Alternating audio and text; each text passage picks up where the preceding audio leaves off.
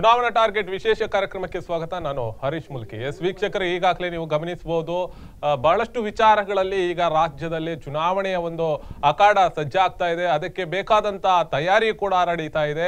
ಇದೀಗ ಚುನಾವಣೆಯ ಲೆಕ್ಕಾಚಾರ ಒಂದು ಕಡೆಯಲ್ಲಿ ಬರದಿಂದ ಸಾಕ್ತಾ ಇದೆ ಅಂತ ಹೇಳಿದ್ರೆ ತಪ್ಪಾಗ್ಲಾರ್ದು. ಯಾಕಂದ್ರೆ ರಾಜ್ಯದಲ್ಲಿ ಮುಂದಿನ ಲೆಕ್ಕಾಚಾರಗಳು, ಚುನಾವಣೆಯಲ್ಲಿ ಒಂದಷ್ಟು ಮತದಾರರ ಓಲೈಕೆ ಮಾಡುವಂತದ್ದು, ಮುಂದಿನ ದಿನಗಳಲ್ಲಿ ಅಧಿಕಾರಕ್ಕೆ ಬರಬೇಕು ಸತಾಯಗತಾಯ ಪ್ರಯತ್ನಗಳನ್ನು ಕೂಡ ರಾಷ್ಟ್ರೀಯ ಪಕ್ಷಗಳು ಮಾಡ್ತಿದೆ ಅಂತ ಹೇಳಿದ್ರೆ ತಪ್ಪಾಗ್ಲಾರ್ದು. ಆದ್ರೆ ಇದೀಗ ಕರ್ನಾಟಕದ ಚುನಾವಣೆಯತ್ತ ಒಂದು ಕಡೆಯಲ್ಲಿ ಎಲ್ಲಾ ರಾಷ್ಟ್ರೀಯ ನಾಯಕರು ಕೂಡ ಕಣ್ಣ ಹಾಯಿಸ್ತಾ ಇದ್ದಾರೆ. ಅಂದ್ರೆ ಈಗಾಗಲೇ ರಾಹುಲ್ ಅವರ ಪಟ್ಟಾಭಿಷೇಕ ಆಗಿರ್ಬೋದು ಅಥವಾ ಅಮಿತ್ ಶಾ ಅವರ ಒಂದು ಹೇಳಿಕೆಗಳು, ಮುಂದಿನ ದಿನಗಳಲ್ಲಿ ಚುನಾವಣೆಯ ಒಂದು ತಯಾರಿ ಮತ್ತಷ್ಟು ಬರದಿಂದ ಸಾಕ್ಲಿಕ್ಕೆ ಸಾಧ್ಯತೆ ಇದೆ ಅನ್ನುವಂಥದ್ದು ಕೂಡ ಬಹಳಷ್ಟು ಮಾತುಗಳು ಕೇಳ್ಬರ್ತಾ ಇದೆ. ಅದೇ ರೀತಿಯಲ್ಲಿ ಪ್ರಾದೇಶಿಕ ಪಕ್ಷಗಳು ಕೂಡ ತಲೆ ಎತ್ತಿರುವಂಥದ್ದು ಒಂದು ಕಡೆಯಲ್ಲಿ, ಇದು ಒಂದು ಕಡೆಯಲ್ಲಿ ರಾಷ್ಟ್ರೀಯ ಪಕ್ಷಗಳಿಗೆ ನುಂಗಲಾರದ ತುತ್ತಾಗ್ತದ ಅನ್ನುವಂಥದ್ದು ಕೂಡ ಪ್ರಶ್ನೆಗಳೇ ಆಗಿ ಉಳಿದಿರುವಂಥದ್ದು. ಇದೆಲ್ಲ ವಿಚಾರಗಳ ಬಗ್ಗೆ ಕೂಡ ಇವತ್ತು ಚರ್ಚೆ ಮುಂದುವರಿಸ್ತೇನೆ. ನಮ್ಮ ಜೊತೆ ವಿಶೇಷವಾಗಿ ಮೂವರು ಅತಿಥಿಗಳು ನಮ್ಮ ಸ್ಟುಡಿಯೋದಲ್ಲಿ ಜಾಯ್ನ್ ಆಗಿದ್ದಾರೆ. ಹಾಗೆಯೇ ಬಿಜೆಪಿ ಮುಖಂಡರಾದಂತಹ ಸತೀಶ್ ಪ್ರಭು ಅವರಿದ್ದಾರೆ, ಕಾಂಗ್ರೆಸ್ನಿಂದ ಹಾಗೆಯೇ ಮುಖಂಡರಾದಂತಹ DK ಅಶೋಕ್ ಇದ್ದಾರೆ, ಹಿಂದೂ ಮಹಾಸಭಾದಿಂದ ಧರ್ಮೇಂದ್ರ ಅವರಿದ್ದಾರೆ. ಕಾರ್ಯಕ್ರಮಕ್ಕೆ ಮೂವರಿಗೂ ಸ್ವಾಗತ ಸರ್. ಈಗಾಗಲೇ ನೀವು ಗಮನಿಸಬಹುದು, ಚುನಾವಣೆಯ ಒಂದಷ್ಟು ಭರಾಟೆ ಮುಂದಿನ ದಿನಗಳಲ್ಲಿ ಅಥವಾ ರಾಜಕೀಯ ನಾಯಕರುಗಳ ಒಂದು ಏನೋ ಜಿದ್ದಾಜಿದ್ದಿ ಇದೆ, ಅದಕ್ಕೆ ಅಖಾಡ ಸಜ್ಜಾಗ್ತಾ ಇದೆ. ಅದು ಕರ್ನಾಟಕದಲ್ಲಿ ಅಂತ ಹೇಳಿದ್ರೆ ಈ ಬಾರಿ ಬಹಳಷ್ಟು ಒಂದು ಎಲ್ಲರ ಕಣ್ಣು ಕೂಡ ಅದರ ಮೇಲೆ ಇದೆ ಅಂತ ಹೇಳ್ಬಹುದು. ಆದ್ರೆ ಈ ಚುನಾವಣೆಯ ಪರ್ವ ಅಂತ ಹೇಳಿದ್ರೆ ಇದೊಂದು ಜಾತ್ರೆ ಆಗಿದೆ. ಕರ್ನಾಟಕದಲ್ಲಿ ಚುನಾವಣೆ ಜಾತ್ರೆ ಅಂತ ಹೇಳಿದ್ರೆ ತಪ್ಪಾಗಲಾರದು. ಈಗ ಅದಕ್ಕೆ ರಾಜಕೀಯ ನಾಯಕರು ಕೂಡ ಹಣದ ಹೊಳೆ ಅನ್ನುವಂಥದ್ದು ಇದಿದ್ರೆ ಹರಿಸಬಹುದು. ಆದ್ರೆ ಈ ಬಾರಿ ಯಾವ ರೀತಿಯಲ್ಲಿ ಚುನಾವಣೆ ಎದುರಿಸುವಂತ ಸನ್ನಿವೇಶಗಳಿದೆ ಧರ್ಮೇಂದ್ರ ಅವರೇ? ನೋಡಿ, ರಾಜಕೀಯ ಎಂಬುದು ನನಗೆ ತುಂಬ ಆಸಕ್ತಿಯಾಗಿರುವ ವಿಷಯ. ನಾನು ಅತಿ ಸಣ್ಣದಿಂದ ಸಹ ನಾನು ಅದರೊಳಗೆ ಕೆಲಸ ಮಾಡಿಕೊಂಡು ಬಂದವ. ಒಂದು ಸಮಯ ಇತ್ತು, ಚುನಾವಣೆ ಅಂದರೆ ಅದೊಂದು ಪ್ರಾಮಾಣಿಕರ ಒಂದು ಕ್ಷೇತ್ರ, ಅಲ್ಲಿ ಬರುವವರೆಲ್ಲ ಜನಸೇವೆ ಮಾಡೋಕ್ಕೆ ಬರುವಂಥದ್ದು ಅಂತ. ಇವತ್ತು ಅದು ವ್ಯಾಪಾರೀಕರಣ ಆಗಿದೆ. ಯಾರು ಹೆಚ್ಚಿನ ದುಡ್ಡನ್ನು ಅದರೊಳಗೆ ತೊಡಗಿಸಿಕೊಳ್ಳುವವನು ಅದರೊಳಗೆ ಗೆದ್ದು ಬರುವಂಥ ಪ್ರಯತ್ನ ಮಾಡ್ತಾನೆ, ಅದರ 3ರಷ್ಟು ಹಣವನ್ನು ದೋಚಿಕೊಂಡು ಹೋಗುವಂಥ ಪ್ರಯತ್ನ ಆಗ್ತದೆ. ಇವತ್ತು ನೋಡಿರ್ಬೋದು.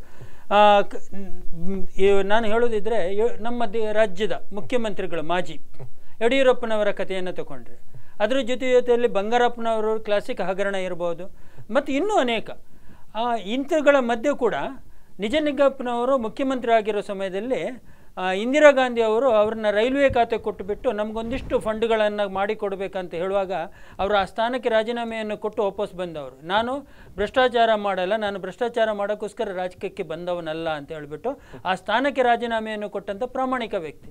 ಅಂಥ ಪ್ರಾಮಾಣಿಕರು ಆಳಿದಂಥ ಕರ್ನಾಟಕವನ್ನು ಇಂಥ ಕೆಲವೊಂದು ಭ್ರಷ್ಟರು ಆಳಿದ್ದಾರೆ ಅಂತ ಹೇಳುವಾಗ ನೋವಾಗುತ್ತೆ. ಆದರೆ ಇವತ್ತು ಎಲ್ಲೋ ಒಂದು ಕಡೆಯಲ್ಲಿ ನಾವು ನಮ್ಮನ್ನೇ ಆತ್ಮಾವಲೋಕನೆ ಮಾಡಿಕೊಳ್ಬೇಕಾಗುತ್ತೆ. ಮತದಾರ ವಿಶೇಷವಾಗಿ, ನಾನು ಅಪ್ಪ ನೆಟ್ಟ ಆಲದ ಮರ, ನನಗೆ ಅದೇ ಬೇಕು, ನಾನು ಅದೇ ಪಕ್ಷದಲ್ಲಿ ಇರುವವನು, ಹಾಗಂತ ಆಗಬಾರ್ದು. ನಾನು ನಿನ್ನೆ ಚಕ್ರವರ್ತಿ ಸೂಲಿಬೇಲಿ ಅವರ ಒಂದು ಸಣ್ಣ ವಿಡಿಯೋ ಕ್ಲಿಪ್ಪಿಂಗನ್ನು ನೋಡಿದೆ. ಅವರು ಅದರೊಳಗೆ ಸ್ಪಷ್ಟವಾಗಿ ಹೇಳಿದರು, ಇಷ್ಟರವರೆಗೆ ಸಾಕು ನಾವು ಧರ್ಮಗಳ ಮಧ್ಯದಲ್ಲಿ ಹೊಡೆದಾಡಿಕೊಂಡು ರಾಜಕೀಯ ಮಾಡಿದ್ದು, ಇನ್ನು ಏನಿದ್ರು ಅಭಿವೃದ್ಧಿಯ ಚಿಂತನೆ ಮಾಡೋಣ. ಅವನು ಪಕ್ಷೇತರನ ಅಭ್ಯರ್ಥಿ ಆಗಿದ್ರೂ ಕೂಡ ಚಿಂತಿಲ್ಲ, ನೀವು ಅವನನ್ನು ಗೆಲ್ಲಿಸೋ ಪ್ರಯತ್ನ. ಹಾಗಾದರೆ ಅದರೊಳಗೂ ಎಲ್ಲೋ ಒಂದು ಕಡೆಯಲ್ಲಿ ಇಷ್ಟರವರೆಗೆ ಧರ್ಮಗಳ ಮಧ್ಯದಲ್ಲಿ ಹೋರಾಟಗಳು, ಹೊಡೆದಾಟ ಮಾಡ್ಕೊಂಡು ರಾಜಕೀಯ ಮಾಡಿದ್ದೀರಿ ಅಂತ ಅವರು ಆತ್ಮಸಾಕ್ಷಿಯಾಗಿ ಒಪ್ಪಿಕೊಂಡಿದ್ದಾರೆ ಅನ್ನುವಂಥದ್ದು. ಸತೀಶ್ ಪ್ರಭು ಅವರೇ, ಈಗಾಗಲೇ ಧರ್ಮದ ಒಡಕುಂಟು ಮಾಡುವಂಥದ್ದು, ಒಡೆಯುವಂಥದ್ದು, ಅದರಿಂದ ರಾಜ್ಯಭಾರ ಮಾಡಬೇಕು ಅನ್ನುವಂಥದ್ದು ನಿರೀಕ್ಷೆ ಬಿಜೆಪಿಗೆ ಇದೆಯಾ? ಹಾಗಾದ್ರೆ ಧರ್ಮೇಂದ್ರ ಅವರು ಹೇಳ್ತಾ ಇರುವಂಥದ್ದು ನಿಜನ? ಹಾಗಾದ್ರೆ ಒಪ್ಕೊಳ್ತೀರಾ ತಾವು? ಹಾಗಾದ್ರೆ ಈ ಹಿಂದೆ ಯಾವುದೇ ಸಂದರ್ಭದಲ್ಲಿ ಭಾರತೀಯ ಜನತಾ ಪಾರ್ಟಿ ಮತಗಳನ್ನ ಧರ್ಮ ಅಂತ ನಾನು ಹೇಳಲಿಕ್ಕೆ ಸಿದ್ಧ ಇಲ್ಲ. ಮತಗಳ ನಡುವೆ ವೈಷಮ್ಯವನ್ನು ಮಾಡಿಕೊಂಡು ರಾಜಕೀಯ ಮಾಡಿದ್ದು, ರಾಜಕೀಯ ಲಾಭವನ್ನು ಪಡ್ಕೊಂಡಿದ್ದಿಲ್ಲ, ಪಡ್ಕೊಳ್ಳೋ ಅವಶ್ಯಕತೆಯೂ ಇಲ್ಲ. ಆದರೆ ಭಾರತೀಯ ಜನತಾ ಪಾರ್ಟಿ ಯಾವಾಗ ನಿರಂತರವಾಗಿ ಕಾಂಗ್ರೆಸ್ಸಿನ ಅತಿರೇಕದ ತುಷ್ಟೀಕರಣದಿಂದಾಗಿ ಒಂದು ಸಮಾಜದ ಮೇಲೆ ಹಲ್ಲೆಗಳು ಆಗ್ತಾ ಇರುವಂತಹದ್ದು, ನಿರ್ಲಕ್ಷ್ಯಕ್ಕೆ ಒಳಗಾಗುವಂತಹದ್ದು, ಅನ್ಯಾಯಕ್ಕೊಳಗಾಗುವಂತಹದ್ದು, ತುಳಿತಕ್ಕೊಳಗಾಗುವಂತ ವಿರೋಧಿಸಿರುವಂತಹ ಸಂದರ್ಭದಲ್ಲಿ, ಆ ಕ್ರಿಯೆಗೆ ತಕ್ಕ ಪ್ರತಿಕ್ರಿಯೆಯನ್ನು ನೀಡಿರುವ ಸಂದರ್ಭದಲ್ಲಿ, ವಿರೋಧವನ್ನು ಮಾಡಿರುವ ಸಂದರ್ಭದಲ್ಲಿ ಸಹಜವಾಗಿ ಅನ್ನಿಸಬಹುದು ಇದು ಒಂದು ವರ್ಗದ ಓಲೈಕೆ ಅಂತೇಳಿ. ಭಾರತೀಯ ಜನತಾ ಪಾರ್ಟಿ ಮೊದಲನೇ ದಿನದಲ್ಲೂ ಹೇಳಿಕೊಂಡು ಬಂದಿರುವಂತಹ ಜಸ್ಟಿಸ್ ಫಾರ್ ಆಲ್, ಎಪೀಸ್ಮೆಂಟ್ ಆಫ್ ನನ್. ಯಾವುದೇ ಒಂದು ವರ್ಗಕ್ಕೆ ನಾವು ಓಲೈಕೆ ಮಾಡುವುದಲ್ಲ, ಯಾವುದೇ ಒಂದು ವರ್ಗಕ್ಕೆ ನಾವು ನಿರ್ಲಕ್ಷ್ಯ ಮಾಡುವುದಿಲ್ಲ. ಎಲ್ಲಾ ವರ್ಗಗಳನ್ನು ಸಮಾನವಾಗಿ ನೋಡಿಕೊಂಡಿರುವಂತಹ ಪಾರ್ಟಿ ಭಾರತೀಯ ಜನತಾ ಪಾರ್ಟಿ. ಒಪ್ಕೊಳ್ಳೋಣ. ಆದ್ರೆ ಚಕ್ರವರ್ತಿ ಸೂರಿಬೇಳೆ ಅವರು ಧರ್ಮೇಂದ್ರ ಅವರು ಹೇಳಿದಂತ ಮಾತುಗಳನ್ನೇ ಯಾಕೆ ಆಡಿದ್ರು? ನಿಮ್ಮದೇ ಪ್ರಚಾರಕರಾಗಿದ್ರು, ನಿಮ್ಮ ಬಗ್ಗೆನೇ ಬಹಳಷ್ಟು ಸ್ಪೀಚ್ ಗಳನ್ನು ನೀಡಿದವರು. ಇದೀಗ ಅವರೇ ಯಾಕೆ ಇಂತ ಒಂದು ತುಷ್ಟೀಕರಣದ ಅಥವಾ ಇವರ ಹೇಳಿಕೆ ಯಾಕೆ ತಿರುವಾಯ್ತು, ಈಗ ಮುಳುವಾಯ್ತಾ ಬಿಜೆಪಿಗೆ? ಅವರು ಹೇಳಿರುವಂತ ಮಾತುಗಳು, ಅವರು ಹೇಳಿದ ಹಾಗೆ ಮತಗಳ ನಡುವೆ ಏನು ವೈಷಮ್ಯಗಳು ಅದು ಸಾಕು. ಯಾಕಂತ ಹೇಳಿದ್ರೆ ಇವತ್ತು ಬೇರೆ ಬೇರೆ ರಾಮ ಜನ್ಮಭೂಮಿ ಅಂತ ವಿಷಯಗಳಲ್ಲೂ ಇತ್ತು. ಇವತ್ತು ನಡೆಯುವಂತಹದ್ದಲ್ಲಿ ರಾಜಕೀಯವೇ, ಓಲೈಕೆ ರಾಜಕಾರಣವೇ ಅಲ್ಲಿ ನಡೀತಾ ಇರುವಂತಹದ್ದು. ಆದ್ದರಿಂದ ಈ ರೀತಿಯಲ್ಲಿ ಮತಗಳ ನಡುವಿನ ಏನು ವೈಷಮ್ಯಗಳಿದೆ, ಯಾಕಂದ್ರೆ ಸ್ವಾತಂತ್ರ್ಯ ನಂತರ 70 ವರ್ಷಗಳ ಅನಂತರ ಕೂಡ ಇವತ್ತು ಆ ವೈಷಮ್ಯಗಳು ಇರುವಂತಹದ್ದು. ಇವತ್ತು ಅಲ್ಪಸಂಖ್ಯಾತರ ಹೆಸರನ್ನು ಹೇಳಿಕೊಂಡು ಮಾಡಿರತಕ್ಕಂತಹ ಅಧಿಕಾರವನ್ನು ಪಡ್ಕೊಂಡಿರುವಂತಹ ರಾಜಕೀಯ ಮಂದಿ ಇವತ್ತು ಅಲ್ಪಸಂಖ್ಯಾತರಿಗೆ ಮಾಡಿ ಕೊಟ್ಟಿರುವಂತಹದ್ದು ಯಾವ್ದು? ಏನು ದಲಿತರ ಹೆಸರು ಹೇಳಿಕೊಂಡು ಅಧಿಕಾರ ಪಡೆದಿರುಕೊಂಡ ಮಂದಿ ಇವತ್ತು ದಲಿತರಿಗೆ ಕೊಟ್ಟಿದ್ದಾದ್ರೂ ಏನು? ಅವರಿಗೆ ವಿದ್ಯಾಭ್ಯಾಸ ಇರಬಹುದು, ಅಥವಾ ಬೇರೆ ಬೇರೆ ಸಾಮಾಜಿಕ ಸ್ಥಾನಮಾನಗಳು ಇರಬಹುದು, ಅಥವಾ ವ್ಯವಹಾರಗಳಲ್ಲಿ ಇರಬಹುದು. ಅವರಿಗೆ ನ್ಯಾಯವನ್ನ, ಅವರಿಗೆ ಸಮಭಾವವನ್ನು ಇವತ್ತು ಕೂಡ ಕಲ್ಪಿಸಿಕೊಡ್ಲಿಕ್ಕೆ ಆಗ್ಲಿಲ್ಲ. ಆದ್ರಿಂದ ಈ ರೀತಿಯ ವೈಷಮ್ಯಗಳು ಇಂದು ಬೇಡ. ಇನ್ನು ಮುಂದೆ ಅಭಿವೃದ್ಧಿಯ ಬಗ್ಗೆ ಚಿಂತನೆ ಮಾಡುವ. ಕೇವಲ ಒಂದು ನಿರ್ದಿಷ್ಟ ವರ್ಗ ಮಾತ್ರ ಅಭಿವೃದ್ಧಿ ಹೊಂದಲಿ ಅಂತೇಳಿ ಅವರು ಎಲ್ಲೂ ಹೇಳಿಲ್ಲ. ಅವರು ಹೇಳಿರುವಂತದ್ದು ಈ ದೇಶದ ಪ್ರತಿಯೊಂದು ವರ್ಗ ಕೂಡ, ಈ ದೇಶದ ಕಟ್ಟಕಡೆ ವ್ಯಕ್ತಿ ಕೂಡ ಆ ಸಾಮಾಜಿಕ ಸಮಾನತೆಯ ಮತ್ತು ಅಭಿವೃದ್ಧಿಯ ಆ ಸಿಂಚನ ಕೊನೆಯ ವ್ಯಕ್ತಿಗಳಿಗೂ ಸಿಗಬೇಕು. ಆದ್ರಿಂದ ಇವತ್ತು ಕೋಮು ಭಾವನೆ ಬರುವಂತಹದ್ದು, ಅದರ ರಾಜಕೀಯ ಲಾಭವನ್ನು ಪಡೆಯುವಂತಹ ಯಾವುದೇ ಕೆಲಸಗಳನ್ನ ಯಾವುದೇ ರಾಜಕೀಯ ಪಕ್ಷ ಮಾಡಬೇಡಿ ಅನ್ನುವಂತ ಸಂದೇಶವನ್ನು ಕೊಟ್ಟಿರುವಂತದ್ದು ಸರಿಯಾಗಿಯೇ ಇದೆ. ಈಗಾಗಲೇ ಕಾಂಗ್ರೆಸ್ ಸಂಖ್ಯಾತರ ತುಷ್ಟೀಕರಣ ಮಾಡ್ತಾ ಇದೆ, ಅಲ್ಪಸಂಖ್ಯಾತರಿಗೋಸ್ಕರ ಕಾಂಗ್ರೆಸ್ ಅನ್ನುವಂಥದ್ದು ಒಂದು ಹಣೆಪಟ್ಟಿ ಬಂದಾಗಿದೆ ಒಂದು ಕಡೆಯಲ್ಲಿ. ಈಗಾಗಲೇ ಇವರು ಹೇಳಿದನು, ಸತೀಶ್ ಪ್ರಭು ಅವರು ಹೇಳಿದವರು, ನೀವು ದಲಿತರ ವಿಚಾರದಲ್ಲಿ ಇವತ್ತು ಬಹಳಷ್ಟು ಮುತುವರ್ಜಿ ವಹಿಸ್ತೀರಿ, ಅಹಿಂದ ಸರ್ಕಾರ ಇದೆ ನಿಮ್ದು, ಅದೇ ದಲಿತರಿಗೆ ಕೊಟ್ಟಿದ್ದು ಮಾತ್ರ ಏನಿಲ್ಲ, ಝೀರೋ ಅನ್ನುವಂಥದ್ದು. ಇದನ್ನು ಒಪ್ಕೊಳ್ತೀರಾ? ಹಾಗಾದ್ರೆ ಈ ರಾಜ್ಯದಲ್ಲಿ ಮತ್ತು ದೇಶದಲ್ಲಿ ನಾವು RTI ಮುಖಾಂತರ ಸ್ವತಂತ್ರ ಕಂಡ 1947ರಿಂದ ಈಗ 70 ವರ್ಷಗಳ ಸುದೀರ್ಘ ಅವಧಿಯಲ್ಲಿ ಪರಿಶಿಷ್ಟ ಜಾತಿ ಅಂದರೆ ದಲಿತ ವರ್ಗಕ್ಕೆ ನಾವು ಕೊಟ್ಟಂಥ ಒಂದು ವಿದ್ಯಾ ಪೋಷಣೆ ಎಷ್ಟು ಉಂಟಂತ ಹೇಳಿದ್ರೆ, ಇವತ್ತು ದೇಶದ ಉದ್ದ ಅಗಲಕ್ಕೂ IAS ಅಧಿಕಾರಿಗಳು, ಇವತ್ತು ಈ ಜಿಲ್ಲೆಗೆ ಎಷ್ಟು ಮಂದಿ IAS ಅಧಿಕಾರಿಗಳು ನಿನ್ನೆ ಮೊನ್ನೆ ಬಂದು ಹೋದವರು ಯಾರು? ಅಲ್ಲ, ನೋಡಿ ನಾವು ಅವರಿಗೆ ಶಿಕ್ಷಣ ಎಂಬುದು ಮರೀಚಿಕೆ ಆಗಿತ್ತು. ಇವತ್ತು ಮೀಸಲಾತಿಯ ಆಧಾರದಲ್ಲಿ ಇವತ್ತು ಎಲ್ಲ ಇದರಲ್ಲಿ ಅವಕಾಶಗಳನ್ನು ವಿಪುಲವಾಗಿ ಕೊಟ್ಟಿದ್ದರಿಂದ ಇವತ್ತು ದಲಿತ ಸಮಾಜಕ್ಕೆ ಮುಂದೆ ಬರಲಿಕ್ಕೆ ಅವಕಾಶ ಆಯಿತು. ಮೀಸಲಾತಿ ಅಂದರೆ ಏನು? ಒಂದು ಕಾಲದಲ್ಲಿ ಪರಿಶಿಷ್ಟ ಜಾತಿಯವರು ವಿದ್ಯಾಭ್ಯಾಸ ಮಾಡಿದರೆ ಅವರಿಗೆ ವಿದ್ಯಾಭ್ಯಾಸ ಮಾತ್ರ ಸೀಮಿತವಾಗಿತ್ತು, ಕೆಲಸದ ಗ್ಯಾರಂಟಿ ಬದ್ಧತೆ ಇರಲಿಲ್ಲ. ಇವತ್ತು ಎಲ್ಲ ಈಗ ನಮ್ಮ ಸರ್ಕಾರ ಮುಂದುವರೆದು ಖಾಸಗಿಯಲ್ಲಿ ಕೂಡ ಮೀಸಲಾತಿ ಕೊಡಬೇಕನ್ನುವಂಥ ಮಟ್ಟಕ್ಕೆ ಹೋಗಿದೆ. ಅಂದರೆ ಪರಿಶಿಷ್ಟ ಜಾತಿ ಪರಿಶಿಷ್ಟ ಪಂಗಡದ ಜನಸಂಖ್ಯೆ ಹೆಚ್ಚಾದಾಗ, ಅವರ ವಿದ್ಯಾರ್ಥಿಗಳ ಆದಾಗ ವಿದ್ಯಾರ್ಥಿಗಳಿಗೆ ವಿದ್ಯಾಭ್ಯಾಸ ಮಾಡಿದ ನಂತರ ತದನಂತರದ ಬದುಕು ಏನು ಎಂಬುದನ್ನು ರೂಪಿಸಿಕೊಳ್ಳಲು ಎಲ್ಲದರಲ್ಲಿ ಒಂದು ಕನಿಷ್ಠ ಅವಕಾಶವನ್ನು ಕೊಡುವುದರ ಮೂಲಕ ಆ ಸಮಾಜಕ್ಕೆ ಗೌರವವನ್ನು ಕೊಟ್ಟಂಥ ಕೀರ್ತಿ ಇದ್ದರೆ ಅದು ಭಾರತೀಯ ರಾಷ್ಟ್ರೀಯ ಕಾಂಗ್ರೆಸ್ ಪಕ್ಷಕ್ಕೆ ಎನ್ನುವುದು ತಮಗೂ ಗೊತ್ತಿದೆ, ಎಲ್ರಿಗೂ ಗೊತ್ತಿದ್ದಂಥ ವಿಚಾರ. ಹೇಳ್ತಾನೆ ಬರ್ತಾ ಇದ್ದೀರಿ ಪ್ರತಿ ಬಾರಿ. ಅವರು ಹಾಗಾದ್ರೆ ಪ್ರಗತಿ ಕಾಣ್ತಾನೆ ಇಲ್ಲ, ಇದರಿಂದ ಬೆನಿಫಿಟ್ ಯಾರು ಪಡ್ಕೊಳ್ತಾ ಇದ್ದಾರೆ? ಪ್ರಗತಿ ಕಾಣ್ತಾ ಇಲ್ಲ ಇವತ್ತು. ಅಲ್ಲಲ್ಲ, ಎಲ್ಲಿ ಪ್ರಗತಿ ಕಾಣ್ತಾ ಇಲ್ಲ ಇವತ್ತು.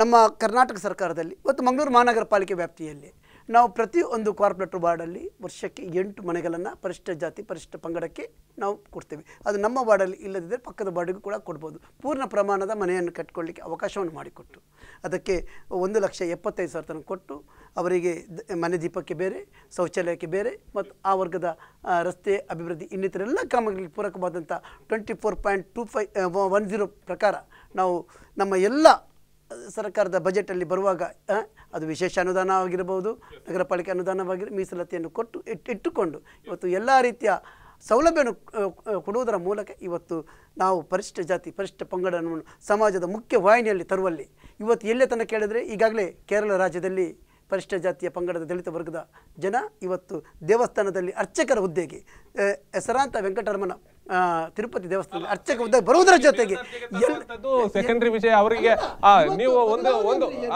ಒಂದು ಕಡೆಯಲ್ಲಿ ನೀವು ಗಮನಿಸಬಹುದು, ಜಾತಿ ತಾರತಮ್ಯವನ್ನು ಸಮಾನತೆಗೆ ತರಬಹುದು, ಆದ್ರೆ ಅವರು ಧನವಂತರಾಗಿರ್ಬೋದು, ಅವರ ಬದುಕಿನಲ್ಲಿ ಬಲಿಷ್ಠರಾಗಿದ್ದಾರಾ? ಪಕ್ಷಗಳು ಗಮನಿಸ್ಕೋಬೇಕು. ಒಂದು ಕಡೆಯಲ್ಲಿ ಅಲ್ಪಸಂಖ್ಯಾತರು, ಮತ್ತೊಬ್ಬರಿಗೆ ದಲಿತರು ಈ ದೇಶವನ್ನು ಒಡೆಯುವ ಪ್ರಯತ್ನ ಮಾಡ್ತಾ ಇದ್ದಾರೆ. ನೀವು ಯಾಕೆ ಅಲ್ಪಸಂಖ್ಯಾತರು ಮಾಡ್ತೀರಿ? ನೀವು ಯಾಕೆ ದಲಿತರಿಂದ ಸಮಾನ ನಾಗರಿಕತೆ ತನ್ನಿ. ಆ ಆರ್ಥಿಕ ಮೀಸಲಾತಿಯ ವಿಚಾರದಲ್ಲಿ ನೀವು ಅವ್ರನ್ನ ಮೇಲೆತ್ತುವ ಪ್ರಯತ್ನ ಮಾಡಿ. ನಿಮ್ಗೆ ಗಮನಿಸ್ಕೋಬಹುದು, ಸಂವಿಧಾನ ಸ್ಪಷ್ಟವಾಗಿ ಹೇಳಿದೆ. ಇವತ್ತು ಅದನ್ನು ಕಾಂಗ್ರೆಸ್ನವರು ಅದನ್ನು ಸ್ವಾರ್ಥಕ್ಕೆ ಉಪಯೋಗ ಮಾಡ್ಕೊಂಡಿದ್ದಾರೆ ಅಂತ ಹೇಳಲಿಕ್ಕೆ ನಾನು ಇಷ್ಟಪಡ್ತೇನೆ. ನೋಡಿ, ಸಂವಿಧಾನ ಏನು ಹೇಳಿದೆ?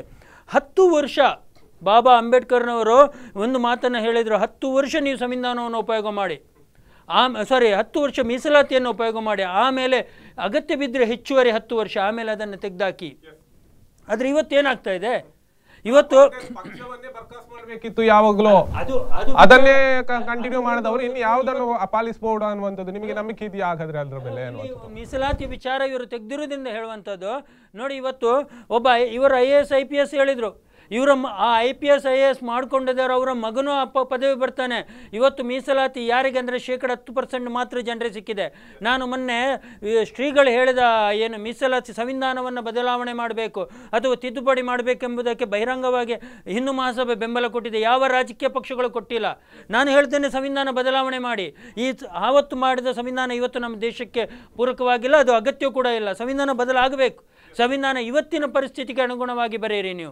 ಇವತ್ತು ನಾನು ಹೇಳ್ತೇನೆ ನೋಡಿ, ಇದೇ ಥರ ಮುಂದುವರೆದ್ರೆ ಮುಂದೊಂದು ದಿನ, ಹೆಚ್ಚು ದಿನ ಇಲ್ಲ, ಇನ್ನೊಂದು ಕೆಲವೇ ವರ್ಷಗಳಲ್ಲಿ ಯುವ ಜನತೆ ಏನಿದೆ ಅವಕಾಶ ವಂಚಿತರಾಗಿ ಅಟ್ಟಾಡಿಸ್ಕೊಂಡು ಓಡ್ತಾರೆ ಈ 2 ರಾಜಕೀಯ ಪಕ್ಷಗಳ ಮೇಲೆ. ಆದ್ದರಿಂದ ನಾನು ಹೇಳ್ತೇನೆ, ಬದಲಾವಣೆ ಮಾಡಿ ನೀವು. ಏನು ನಾವು ಮಾಡಿದ ತಪ್ಪೇನಿದೆ? ಬಿಜೆಪಿ ಇದಕ್ಕೆ ರೆಡಿ ಇದೆ ಅನ್ನುವಂಥದ್ದು ಒಂದು ಕಡೆಯಲ್ಲಿ. ಈಗ ಹಿಂದೂ ಮುಖಂಡರು ಕೂಡ ಅದರ ಬಗ್ಗೆ ಧ್ವನಿ ಎತ್ತಿದ್ದಾರೆ, ಹಿಂದೂ ಮಹಾಸಭಾದವರು ಕೂಡ ಧ್ವನಿ ಎತ್ತಾ ಇದ್ದಾರೆ. ಆದ್ರೆ ನೀವು ಪ್ರಬಲ ಪಕ್ಷವಾಗಿದ್ದೀರಿ, ಅಧಿಕಾರದಲ್ಲಿದ್ದೀರಿ, ಈ ಹಿಂದೆ ನೀವು ಅಧಿಕಾರ ಕೊಡಿ ಅಂತ ಕೇಳ್ತಾ ಇದ್ರಿ. ಆದ್ರೆ ಈಗ ಮಾಡ್ಬೋದಿತ್ತಲ್ಲ, ಯಾಕೆ ಇದನ್ನು ಮೇನಾಮೇಷ ಮಾಡ್ತಾ ಇದ್ರಿ ತಾವು ಕೂಡ? ಪ್ರತಿಯೊಂದು ಸಂದರ್ಭದಲ್ಲಿ ಕೂಡ ಜನತೆಯ ಏನು ಅಪೇಕ್ಷೆಗಳಿದೆ ಅದಕ್ಕೆ ಸ್ಪಂದನೆ ಮಾಡುವಂತ ಕೆಲಸ ಕಾರ್ಯಗಳನ್ನು ಮಾಡಿದೆ. ಯಾವಾಗ ಜನತೆ ಅಪೇಕ್ಷೆ ಪಡ್ತಾರೆ ಅದಕ್ಕೆ ನಾವು ಸ್ಪಂದನೆಯನ್ನು ನಾವು ಕೊಡ್ತೀವಿ. ಇವತ್ತು ಚರ್ಚೆ ಧರ್ಮೇಂದ್ರ ಅವರು ಹೇಳಿರುವಂಥದ್ದು ಆ ಸಂವಿಧಾನದ ಬದಲಿಗಿಂತ ಸಂವಿಧಾನದಲ್ಲಿ ತಿದ್ದುಪಡಿಗಳನ್ನು ಮಾಡುವಂಥದ್ದು. ಯಾಕಂದರೆ ಯಾವುದೋ ವಿಷಯಕ್ಕೋಸ್ಕರ, ರಾಜಕೀಯ ಸ್ವಾರ್ಥಕ್ಕೋಸ್ಕರ, ಸ್ವಜನ ಪಕ್ಷಪಾತಕ್ಕೋಸ್ಕರ ಅಥವಾ ಆ ವೋಟ್ ಬ್ಯಾಂಕ್ಗೋಸ್ಕರ 100ಕ್ಕೂ ಹೆಚ್ಚು ಬಾರಿ ಇವತ್ತು ಸಂವಿಧಾನದ ತಿದ್ದುಪಡಿಯನ್ನು ಕಳೆದ 70 ವರ್ಷಗಳಲ್ಲಿ ಮಾಡಿರುವಂಥದ್ದು. ಈ ರೀತಿ ಇರುವಾಗ ಈ ದೇಶ ಅಭಿವೃದ್ಧಿ ದೃಷ್ಟಿಯಿಂದ, ಈ ದೇಶದ ಜನಸಾಮಾನ್ಯ ಅಭ್ಯುದಯದ ದೃಷ್ಟಿಯಿಂದ ಖಂಡಿತವಾಗಿಯೂ ಸಂವಿಧಾನಕ್ಕೆ ತಿದ್ದುಪಡಿ ಮಾಡುವಂಥದ್ದು ಖಂಡಿತವಾಗಿಯೂ ಸಾಧು ಆಗಿರುವಂಥದ್ದು. ಇವತ್ತು ತಿದ್ದುಪಡಿ ತರುವಂಥದ್ದು ಅಬ್ಸಲ್ಯೂಟ್ಲಿ ರಾಂಗ್.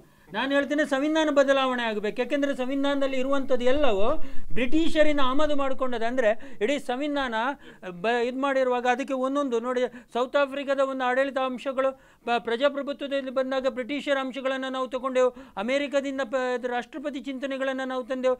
ಯಾಕೆಂದರೆ ಎಲ್ಲವನ್ನು ಕ್ರೋಢೀಕರಿಸಿ ನಾವು ಸಂವಿಧಾನವನ್ನು ರಚನೆ ಮಾಡಿದೆವು. ಇವತ್ತು ನಮಗೆ ಭಾರತದೇ ಆದ ಒಂದು ನಿಯಮಾವಳಿಗಳಿದೆ, ನಮ್ಮದೇ ಆದ ಒಂದು ಆದರ್ಶ ಇದೆ, ನಮ್ಮದೇ ಆದ ಒಂದು ತತ್ವಗಳಿದೆ. ಈ ಆಧಾರದ ಮೇಲೆ ಸಂವಿಧಾನವನ್ನು ರಚನೆ ಮಾಡಿ ಧಾರ್ಮಿಕ ವಿಚಾರಗಳು ಅತ್ಯಂತ ಪ್ರಮುಖವಾಗಿ ಇದರೊಳಗೆ ಪ್ರತಿಪಾದಿಸಲ್ಪಡುತ್ತೆ. ನಾನು ಹೇಳಿದ್ದೇನೆ, ಈ ದೇಶದಲ್ಲಿ ನೋಡಿ, ನಾನು ಇವ್ರ ಮಾತಿನ ಮಧ್ಯದಲ್ಲಿ ಮಾತಾಡಬೇಕಾಗುತ್ತೆ, ಕ್ಷಮೆ ಇರಲಿ ಸತೀಶ್ ಪ್ರಭು ಅವರೇ.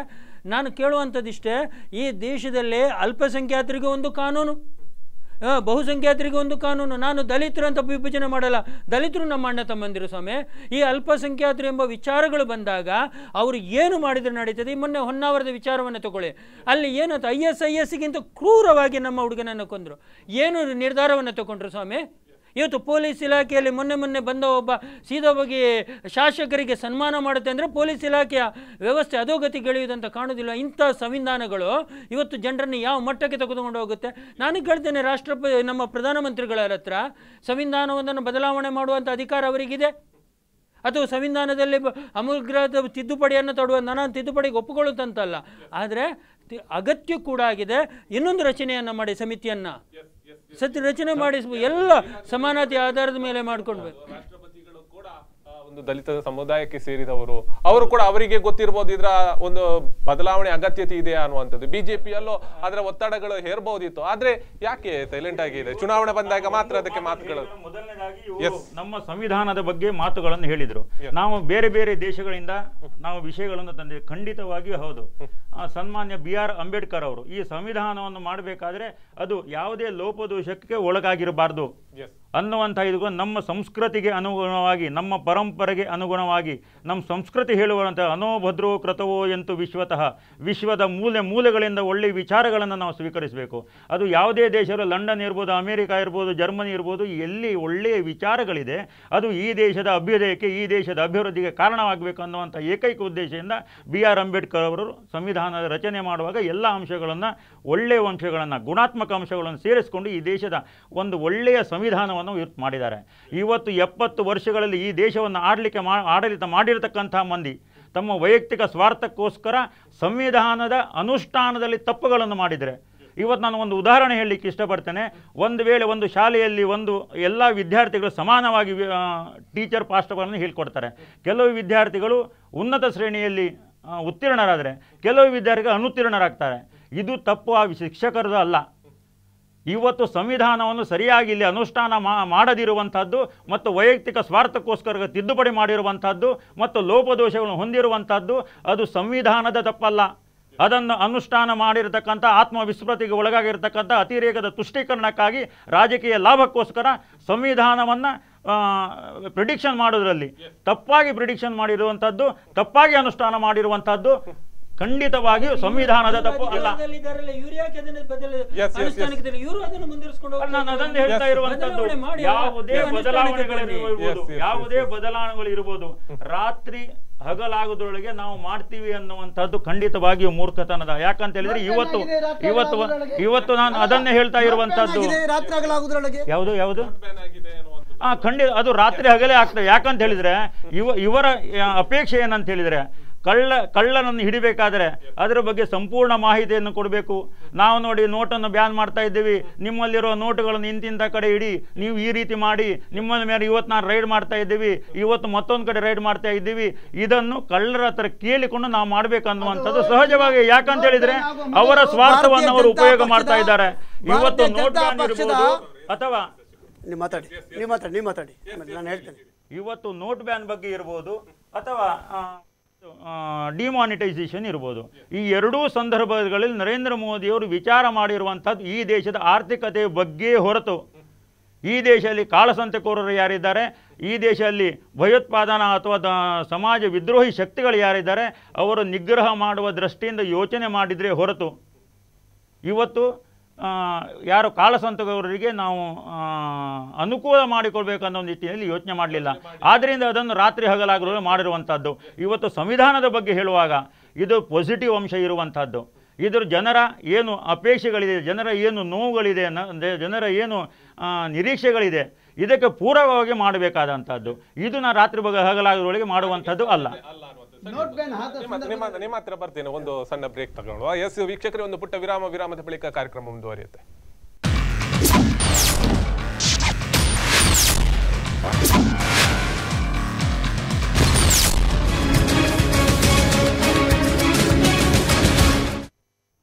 ಸ್ವಾಗತ. ಎಸ್ ವೀಕ್ಷಕರು, ಈಗಾಗಲೇ ನಾವು ಬಹಳಷ್ಟು ವಿಚಾರಗಳನ್ನು ಚರ್ಚೆ ಮಾಡ್ತಾ ಇದ್ವಿ. ಸತೀಶ್ ಪ್ರಭು ಹಾಗೆಯೇ ಅಶೋಕ್ ಅವ್ರ ಜೊತೆ, ಧರ್ಮೇಂದ್ರ ಅವ್ರ ಜೊತೆ. ಎಸ್ ಎಲ್ಲ ವಿಚಾರಗಳನ್ನು ಮಾತಾಡ್ತಾ ಇರುವಾಗ ರಾಜಕೀಯದಲ್ಲಿ ಒಂದಷ್ಟು ನ್ಯೂನತೆಗಳಾಗಿರ್ಬೋದು ಅಥವಾ ಅದರಲ್ಲಿ ಆಗಿರುವಂತಹ ಯೋಚನೆಗಳಲ್ಲಾಗಿರುವಂತಹ ಅಷ್ಟು ಅವ್ಯವಹಾರಗಳಾಗಿರ್ಬೋದು, ಇದೆಲ್ಲವನ್ನು ಕೂಡ ಪ್ರತಿ ಬಾರಿ ಕೂಡ ಮಾತಾಡ್ತಾ ಇರುವಂಥದ್ದು. ಆದ್ರೆ ಇದೀಗಿನ ರಾಜ್ಯ ಸರ್ಕಾರದಲ್ಲಿರುವಂತಹ ಒಂದು ಆಶ್ವಾಸನೆಗಳೇನಿರ್ಬೋದು ಅಥವಾ ಏನಿವತ್ತು ಅವರು ಬಹಳಷ್ಟು ಮುತುವರ್ಜಿಯಿಂದ ಇವತ್ತು ರಾಜ್ಯಭಾರವನ್ನು ಮಾಡ್ತಾ ಇದ್ದಾರೆ, ಅಥವಾ ರಾಜಕೀಯ ನಡೆಗಳಾಗಿರ್ಬೋದು ಅಥವಾ ಪರಿವರ್ತನೆ ಯಾತ್ರೆ ಆಗಿರಬಹುದು, ಒಂದು ಕಡೆಯಲ್ಲಿ ಅದಕ್ಕೆ ಜನಾದೇಶ ಯಾತ್ರೆ ಅಂತ ಹೇಳುವಂತದ್ದಾಗಿರ್ಬೋದು, ಕುಮಾರ ಪರ್ವ ಆಗಿರ್ಬೋದು, ಇದೆಲ್ಲವನ್ನು ನೋಡ್ತಾ ಇದ್ರೆ ಈಗಾಗಲೇ ಚುನಾವಣೆ ಅನ್ನುವಂಥದ್ದು ಒಂದು ಕಡೆಯಲ್ಲಿ ನಿದ್ದೆಗೆಡಿಸ್ಲಿಕ್ಕೆ ಶುರು ಮಾಡಿದೆ.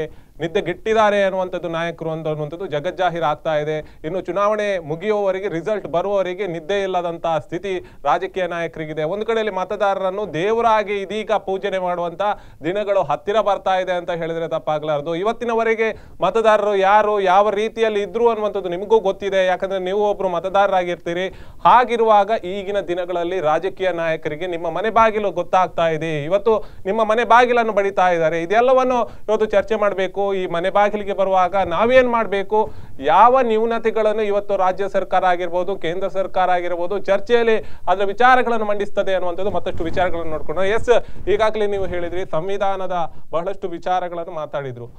ಸಂವಿಧಾನವನ್ನು ಬದಲು ಮಾಡುವಂತ ಉಲ್ಲೇಖಗಳನ್ನು ಬಹಳಷ್ಟು ಮುಖಂಡರು, ಧಾರ್ಮಿಕ ನಾಯಕರುಗಳು ಕೂಡ ಹೇಳ್ತಾನೆ ಇದ್ದಾರೆ. ಕಾಂಗ್ರೆಸ್ ಮಾತ್ರ ಅದನ್ನೇ ಅನುಷ್ಠಾನ ಮಾಡಬೇಕು ಅನ್ನುವಂಥದ್ದು ಪಟ್ಟು ಹಿಡಿದಿದೆ. ಏನು ಬದಲಾವಣೆ ಮಾಡೋದ್ರಿಂದ ಏನಾದರೂ ಸಮಸ್ಯೆ ಆಗತ್ತಾ? ಕಳೆದ 70 ವರ್ಷಗಳ ದೀರ್ಘ ಅವಧಿಯಲ್ಲಿ ದೇಶದಲ್ಲಿ ದೇಶ ಸ್ವತಂತ್ರ ಕಂಡಾಗ 37 ಕೋಟಿ ಜನಸಂಖ್ಯೆ ಇತ್ತು. ಇವತ್ತು 132 ಕೋಟಿ ಜನ ಬಂದಿದೆ.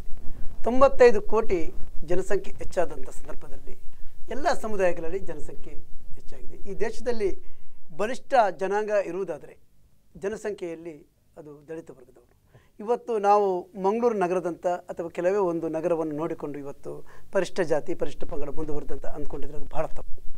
ಇವತ್ತು ನಾವು ನಮ್ಮ ರಾಜ್ಯದಲ್ಲಿ ಅದೆಷ್ಟೋ ಬಾರಿ ಸರ್ವಾಣ್ಯರು ಮತ್ತು ದಲಿತರ ಮೇಲೆ ಆದಂಥ ದಬ್ಬಾಳಿಕೆ, ಮಲ ತಿನ್ನಿಸುವಂಥ ಮಟ್ಟಕ್ಕೆ ಕೂಡ ಇವತ್ತು ಒಂದೊಂದು ಪಾಳೆಗಾರ ಪದ್ಧತಿ, ಇವತ್ತು ದೇಶದ ಅಗಲಕ್ಕೆ ಗ್ರಾಮೀಣ ಪ್ರದೇಶದಲ್ಲಿ ಆಗಿರುವಂಥ ಪರಿಷ್ಠರ ಜಾತಿಯ ಮೇಲೆ ಆಗುವಂಥ ನಿರಂತರವಾದಂಥ ಒಂದು ದೌರ್ಜನ್ಯ, ಇವೆಲ್ಲದರ ಮಧ್ಯೆ ಎಲ್ಲೂ ಕೂಡ ಎಲ್ಲೋ ಕಡೆ ಅವರು ಆಗ ಉಲ್ಲೇಖ ಮಾಡಿದಾಗೆ ಒಬ್ಬ IAS ಅಧಿಕಾರಿಯ ಮಗ ಮತ್ತೊಬ್ಬ KS ಆಗಿರ್ಬೋದು ಅಥವಾ IAS ಆಗಿರ್ಬೋದು, ಇನ್ನಿತರ ಹುದ್ದೆಗೆ ಬರ್ಬೋದು. ಅವರು ಅದೇ ಕುಟುಂಬದ ಬಳುವಳಿಗಳಲ್ಲಿ ಮುಂದೆ ಬಂದಿದೆ ಹೊರತು ಆ ಜನಾಂಗದ ಎಲ್ಲ ವರ್ಗ ಇನ್ನೂ ಕೂಡ ಇವತ್ತು ಮುಂದೆ ಬಂದಿಲ್ಲ. ಆದ್ದರಿಂದ ಪರಿಷ್ಠ ಜಾತಿ ಪರಿಷ್ಠ ಪಂಗಡದ ಶೇಕಡ 70% ಜನ ಮುಂದುವರಿಯುವ ತನಕ ಮತ್ತು ಅದನ್ನು ಬರೀ ಮೀಸಲಾತಿ ಕೊಟ್ಟರೆ ಬರೀ ಮೀಸಲಾತಿ ಕೊಟ್ಟರೆ ಇವರು ಕೂಡ ಮೂರು ಬಾರಿ ಈ ದೇಶದಲ್ಲಿ ಮೊರಾರ್ಜಿ ದೇಸಾಯಿ ಜೊತೆ ಇದ್ದಾಗ ಒಮ್ಮೆ ಮಾಡಿದರು, VP ಸಿಂಗ್ಗೆ ಬೆಂಬಲ ಕೊಟ್ಟೊಮ್ಮೆ ಸರ್ಕಾರ ಮಾಡಿದರು, ಆಮೇಲೆ ವಾಜಪೇಯಿ ಅವರು ಸರ್ಕಾರ ಮಾಡಿದರು, ಈಗ 4 ವರ್ಷ ಸರ್ಕಾರ ಮಾಡಿದರು. ಇಷ್ಟು ದೀರ್ಘ ಅವಧಿಯಲ್ಲಿ ಪರಿಷ್ಠ ಜಾತಿಗೆ ಏನು ಕೊಟ್ಟಿದ್ದಾರೆ, ನಾವು ಕೊಡೋದನ್ನು ಏನು ಕೊಟ್ಟಿದ್ದಾರೆ ಅಂತ ಇವರು ಗೊತ್ತಿದ್ರೆ ನಮ್ಮ ವಾಹಿನಿಯ ಮೂಲಕ ಅಷ್ಟೇ ಅಲ್ಲ. ಆದ್ದರಿಂದ ಇವತ್ತು ಪರಿಷ್ಠ ಜಾತಿ ಪರಿಷ್ಠ ಪಂಗಡಕ್ಕೆ ಇನ್ನೂ ಕೆಲವು ವರ್ಷಗಳ ಸೌಲಭ್ಯ ಅಗತ್ಯ ಇದೆ. ನೋಡಿ, ಅದನ್ನು ಕೇವಲ ನಾವು ಮೀಸಲಾತಿ ಕೊಟ್ಟರೆ ಸಾಲದು. ನಮ್ಮಂತೆ ನಿಮ್ಮದು ಮಾಧ್ಯಮದ ಕೂಡ ಇವತ್ತು ಮಾಧ್ಯಮ ತುಂಬ ಮುಂದುವರೆದಿದೆ. ಹಿಂದೆ ಇದ್ದಷ್ಟು ಮಾಧ್ಯಮಗಳಲ್ಲ. ಇವತ್ತು ಜನರನ್ನು ಪರಿಷ್ಠ ಜಾತಿ ಪರಿಷ್ಠ ಪಂಗಡದ ಜನರನ್ನು ಎಜುಕೇಟ್ ಮಾಡೋದ್ರ ಮೂಲಕ ಇವತ್ತು ನಾವು ಅದಕ್ಕಾಗಿಯೇ ಆಧಾರ್ ಕಾರ್ಡನ್ನು ನಮ್ಮ UPA ಸರ್ಕಾರ ತಂದದ್ದು.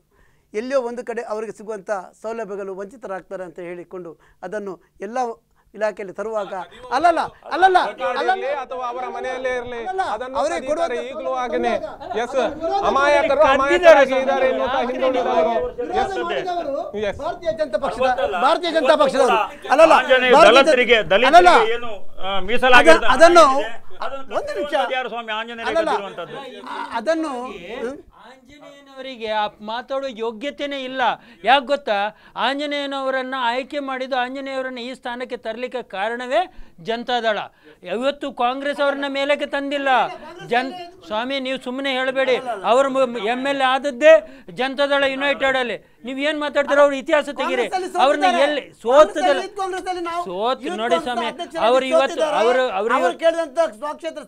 ಸ್ವಾಮಿ ಅಲ್ಲಲ್ಲ, ಕಾಂಗ್ರೆಸ್ ಅವಕಾಶ ಕೊಟ್ಟಿಲ್ಲ ಅಂತ ನೀವು ಉಲ್ಲೇಖ ಮಾಡ್ತಾರೆ.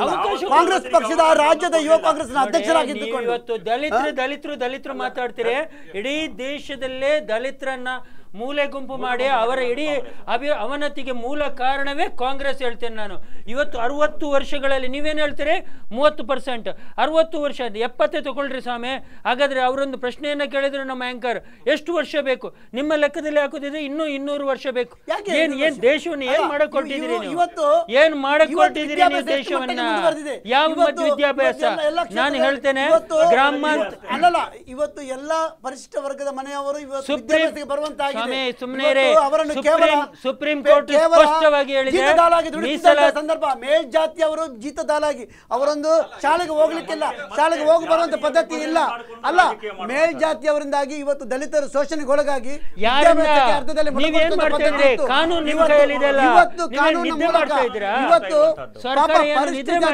ಪಂಗಡದವರಿಗೆ ಒಂದು ದೇವಸ್ಥಾನಕ್ಕೆ ಹೋಗ್ಲಿಕ್ಕೆ ಇರಲಿಲ್ಲ. ಇಂದಿರಾ ಗಾಂಧಿ ಅವರ ತಂದುಕೊಂಡು ಅದಷ್ಟೇ ಕಬ್ಬಿನ ಸಂತೋಷ. ಕಾನೂನು ನಿಮ್ ಕೈಯಲ್ಲಿತ್ತು, ಸರ್ಕಾರ ನಿಮ್ ಕೈಯಲ್ಲಿತ್ತು, ಏನ್ ನಿದ್ರೆ ಮಾಡ್ಕೊಂಡಿದ್ದೀರಾ ನೀವು? ಕಾನೂನು ನಮ್ಮ ಕೈಯಲ್ಲಿತ್ತು, ರಾತ್ರಿ ಮುಸುಕುದಾರಿಗಳಾಗಿ ಬಂಧನ ಮಾಡಿದಂತೆ ಎಷ್ಟೋ ಸಾವು ನೋವುಗಳು ಉಂಟು. ಆಡಳಿತ ವೈಫಲ್ಯ ಅಂತ ಹೇಳೋದು. ನೋಡಿ, ಇವತ್ತು ಸಮಾಜ ವಿದ್ರೋಹಿ ಶಕ್ತಿಗಳು ಸರ್ಕಾರ ನಮ್ಮದಿರ್ಬೋದು, ಸರ್ಕಾರದಲ್ಲಿ ದುಡಿಯುವಂತ ಎಲ್ಲ ನೌಕರರು ಅಥವಾ ಅಧಿಕಾರಿಗಳೆಲ್ಲ ನಮ್ಮವರಲ್ಲ, ಎಲ್ಲ ಜಾತಿ, ಎಲ್ಲ ಧರ್ಮ, ಎಲ್ಲ ಪಕ್ಷಕ್ಕೆ ಸೇರಿದವರು. ಅವರು ಅಧಿಕಾರಿಗಳನ್ನ ಹದ್ದು ಬಸ್ತಲ್ಲಿ ಇಡೋದು ನಿಮ್ಮೆಂತ ಸರ್ಕಾರ ನಿಮ್ದು? ನೋಡಿ, ಅಧಿಕಾರಿಗಳನ್ನ ಹದ್ದು ಬಸ್ತಲ್ಲಿ ಯಾವ ರೀತಿಯಲ್ಲಿ ಸರ್ಕಾರ ಅಧಿಕಾರಿಗಳನ್ನು ಕೇಳಕ್ಕಾಗದ ಅಧಿಕಾರಿ ಅದಕ್ಕೆಲ್ಲಿ ಒಬ್ಬ ವ್ಯಕ್ತಿ ಸರ್ಕಾರದ ಶ್ರೀಮತಿ ಇಂದಿರಾ ಗಾಂಧಿ ಹತ್ಯೆ ಮಾಡಿದ ಯಾರು? ಶ್ರೀಮತಿ ಇಂದಿರಾ ಗಾಂಧಿ ಗುಂಡಿಕ್ಕಿದವರು ಯಾರು? ಅವರ ಅಂಗರಕ್ಷಕರೇ.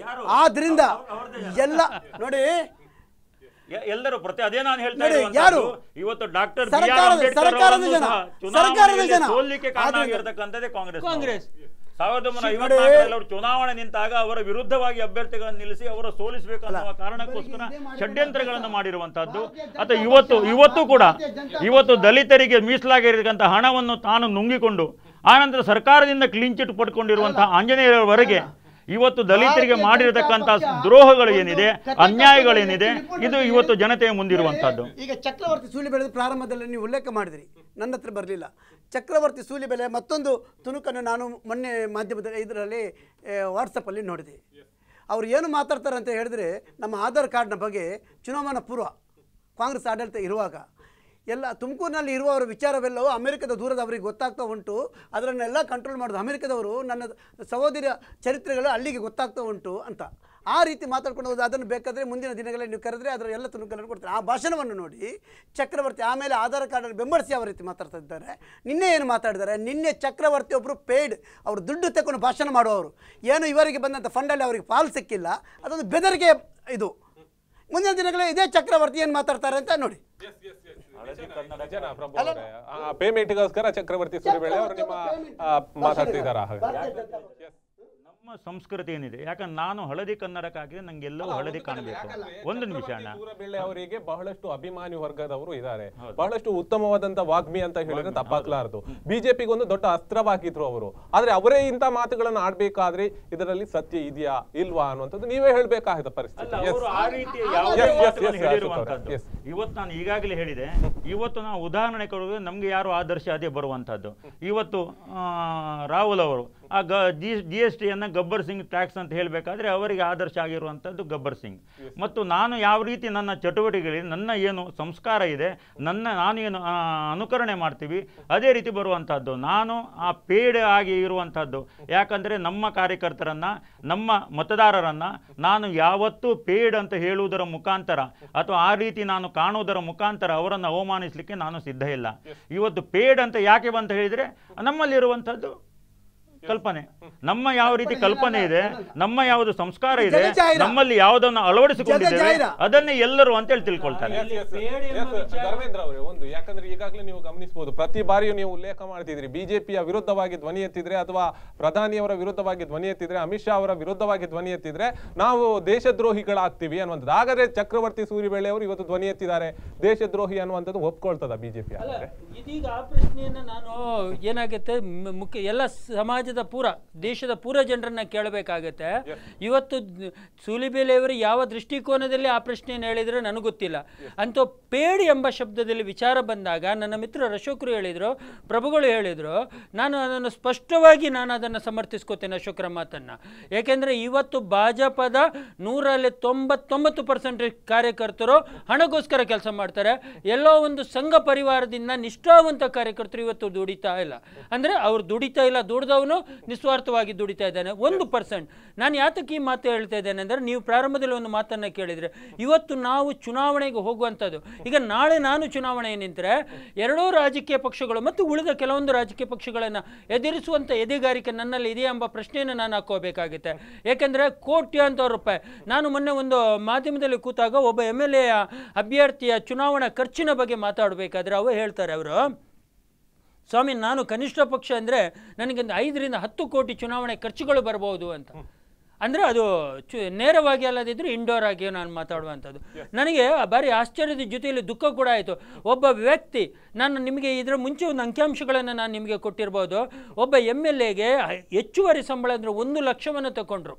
ಅಥವಾ 2 ಲಕ್ಷವನ್ನು ತಗೊಂಡ್ರು ಕೂಡ 60 ತಿಂಗಳಲ್ಲಿ ಅವನಿಗೆ ಬರುವಂಥದ್ದು 1,20,00,000. ಒಬ್ಬ MLA ಅಭ್ಯರ್ಥಿ 1 ಕೋಟಿ 5 ಕೋಟಿ 10 ಕೋಟಿ ಖರ್ಚು ಮಾಡಿದರೆ ಇವಾಗ ವಿಧಾನಸೌಧದೊಳಗೆ ಹೋಗಿ ವ್ಯಾಪಾರ ಮಾಡಕ್ಕೆ ಹೋಗ್ತಾ ಇದ್ದಾರಾ, ಜನಸೇವೆ ಮಾಡಕ್ಕೆ ಹೋಗ್ತಾ ಇದ್ದಾರಾ, ಅಥವಾ ಇವರು ಸಾಮಾನ್ಯರ ನೋವನ್ನು ಹೇಗೆ ಅರ್ಥ ಮಾಡ್ಕೋತಾ ಇದ್ದಾರೆ? ಇವತ್ತಿನ ಪ್ರಜಾವಾಣಿಯಲ್ಲಿ ನಾನು ಮೊನ್ನೆ ನೋಡಿದೆ, ಯಾರೆಲ್ಲ ಅಭ್ಯರ್ಥಿಗಳಂದರೆ ಕ್ರಿಮಿನಲ್ ಇರುವವರೇ ಸಾಧಾರಣ 70%, ಕೋಟ್ಯಾಧಿಪತಿಗಳು 70%, ಅವಿದ್ಯಾವಂತರ ಒಂದಿಷ್ಟು ಜನಗಳು. ನಾನು ಅವಿದ್ಯಾವಂತರ ವಿಚಾರಗಳನ್ನು ಮಾತಾಡ್ತಾ ಇಲ್ಲ, ಅದು ವ್ಯಾಪ್ತಿಗಿಂತ ಹೊರಗಡೆ. ಆದರೆ ಇಲ್ಲಿ ಕ್ರಿಮಿನಲ್ ಮತ್ತು ಕೋಟ್ಯಾಧಿಪತಿಗಳು ಇವರು ಚುನಾವಣೆಗೆ ಸ್ಪರ್ಧೆ ಮಾಡಿದಾಗ, ಹಣ ಮತ್ತು ತೋಳ್ಬಳಗಲ ಮುಖಾಂತರ ಚುನಾವಣೆ ಸ್ಪರ್ಧೆ ಮಾಡಿದಾಗ, ನನ್ನಂಥವನು ನಾನು ಪ್ರಾಮಾಣಿಕವಾಗಿ ಜನಸೇವೆ ಮಾಡಬೇಕು, ನಾನು ಪ್ರಾಮಾಣಿಕವಾಗಿ ಜನರ ಮುಂದೆ ಹೋಗಬೇಕಂದ್ರೆ ನಾನು ಹೇಗೆ ಸ್ಪರ್ಧೆ ಮಾಡೋಕ್ಕಾಗತ್ತೆ? ಇವತ್ತು ರಾಜಕಾರಣವನ್ನು, ಇಡೀ ದೇಶದ ರಾಜಕಾರಣ ಇರ್ಬೋದು, ರಾಜ್ಯ ರಾಜಕಾರಣವನ್ನು ಆಳುವಂಥದ್ದು ಒಂದು ಲ್ಯಾಂಡ್ ಮಾಫಿಯಾದವರು, ಇಲ್ಲಿ ಇನ್ನೊಂದು ಮರಳು ಮಾಫಿಯಾದವರು, ಯಾವುದೆಲ್ಲ ಮಾಫಿಯಾಗಳಿದೆ ಅದೆಲ್ಲವೂ ಇವತ್ತು ಸರ್ಕಾರವನ್ನು ಆಳ್ತಾ ಇದೆ. ಸರ್ಕಾರದ ಆಡಳಿತ ಮತ್ತು ಇವತ್ತು ಜನಸಾಮಾನ್ಯರಿಗೆ ಏನೋ ನಿರೀಕ್ಷೆ ಮಾಡ್ತೇನೆ. ನಾನು ಮೊನ್ನೆ ಚುನಾವಣಾ ಆಯೋಗಕ್ಕೆ ಒಂದು ಪತ್ರವನ್ನು ಬರೆದೆ. ನೀವು ನಮ್ಮ ಯಾವುದೆಲ್ಲ ಅಭ್ಯರ್ಥಿಗಳಿದ್ದಾರೆ ಅವರ ಮ್ಯಾನಿಫೆಸ್ಟೋ, ಅವರ ಎಲ್ಲ ಹಿಸ್ಟ್ರಿಗಳನ್ನು ತೆಗೆದುಕೊಂಡು ಒಂದೇ ಬುಕ್ಲೆಟ್ ಮಾಡಿ ನಮ್ಮ ಸರ್ಕಾರದ ಏನು ಇವರಿದ್ದಾರೆ, ನೌಕರರಿದ್ದಾರೆ, ಅವರ ಮುಖಾಂತರ ಮನೆಗೆ ತಲುಪಿಸಿ.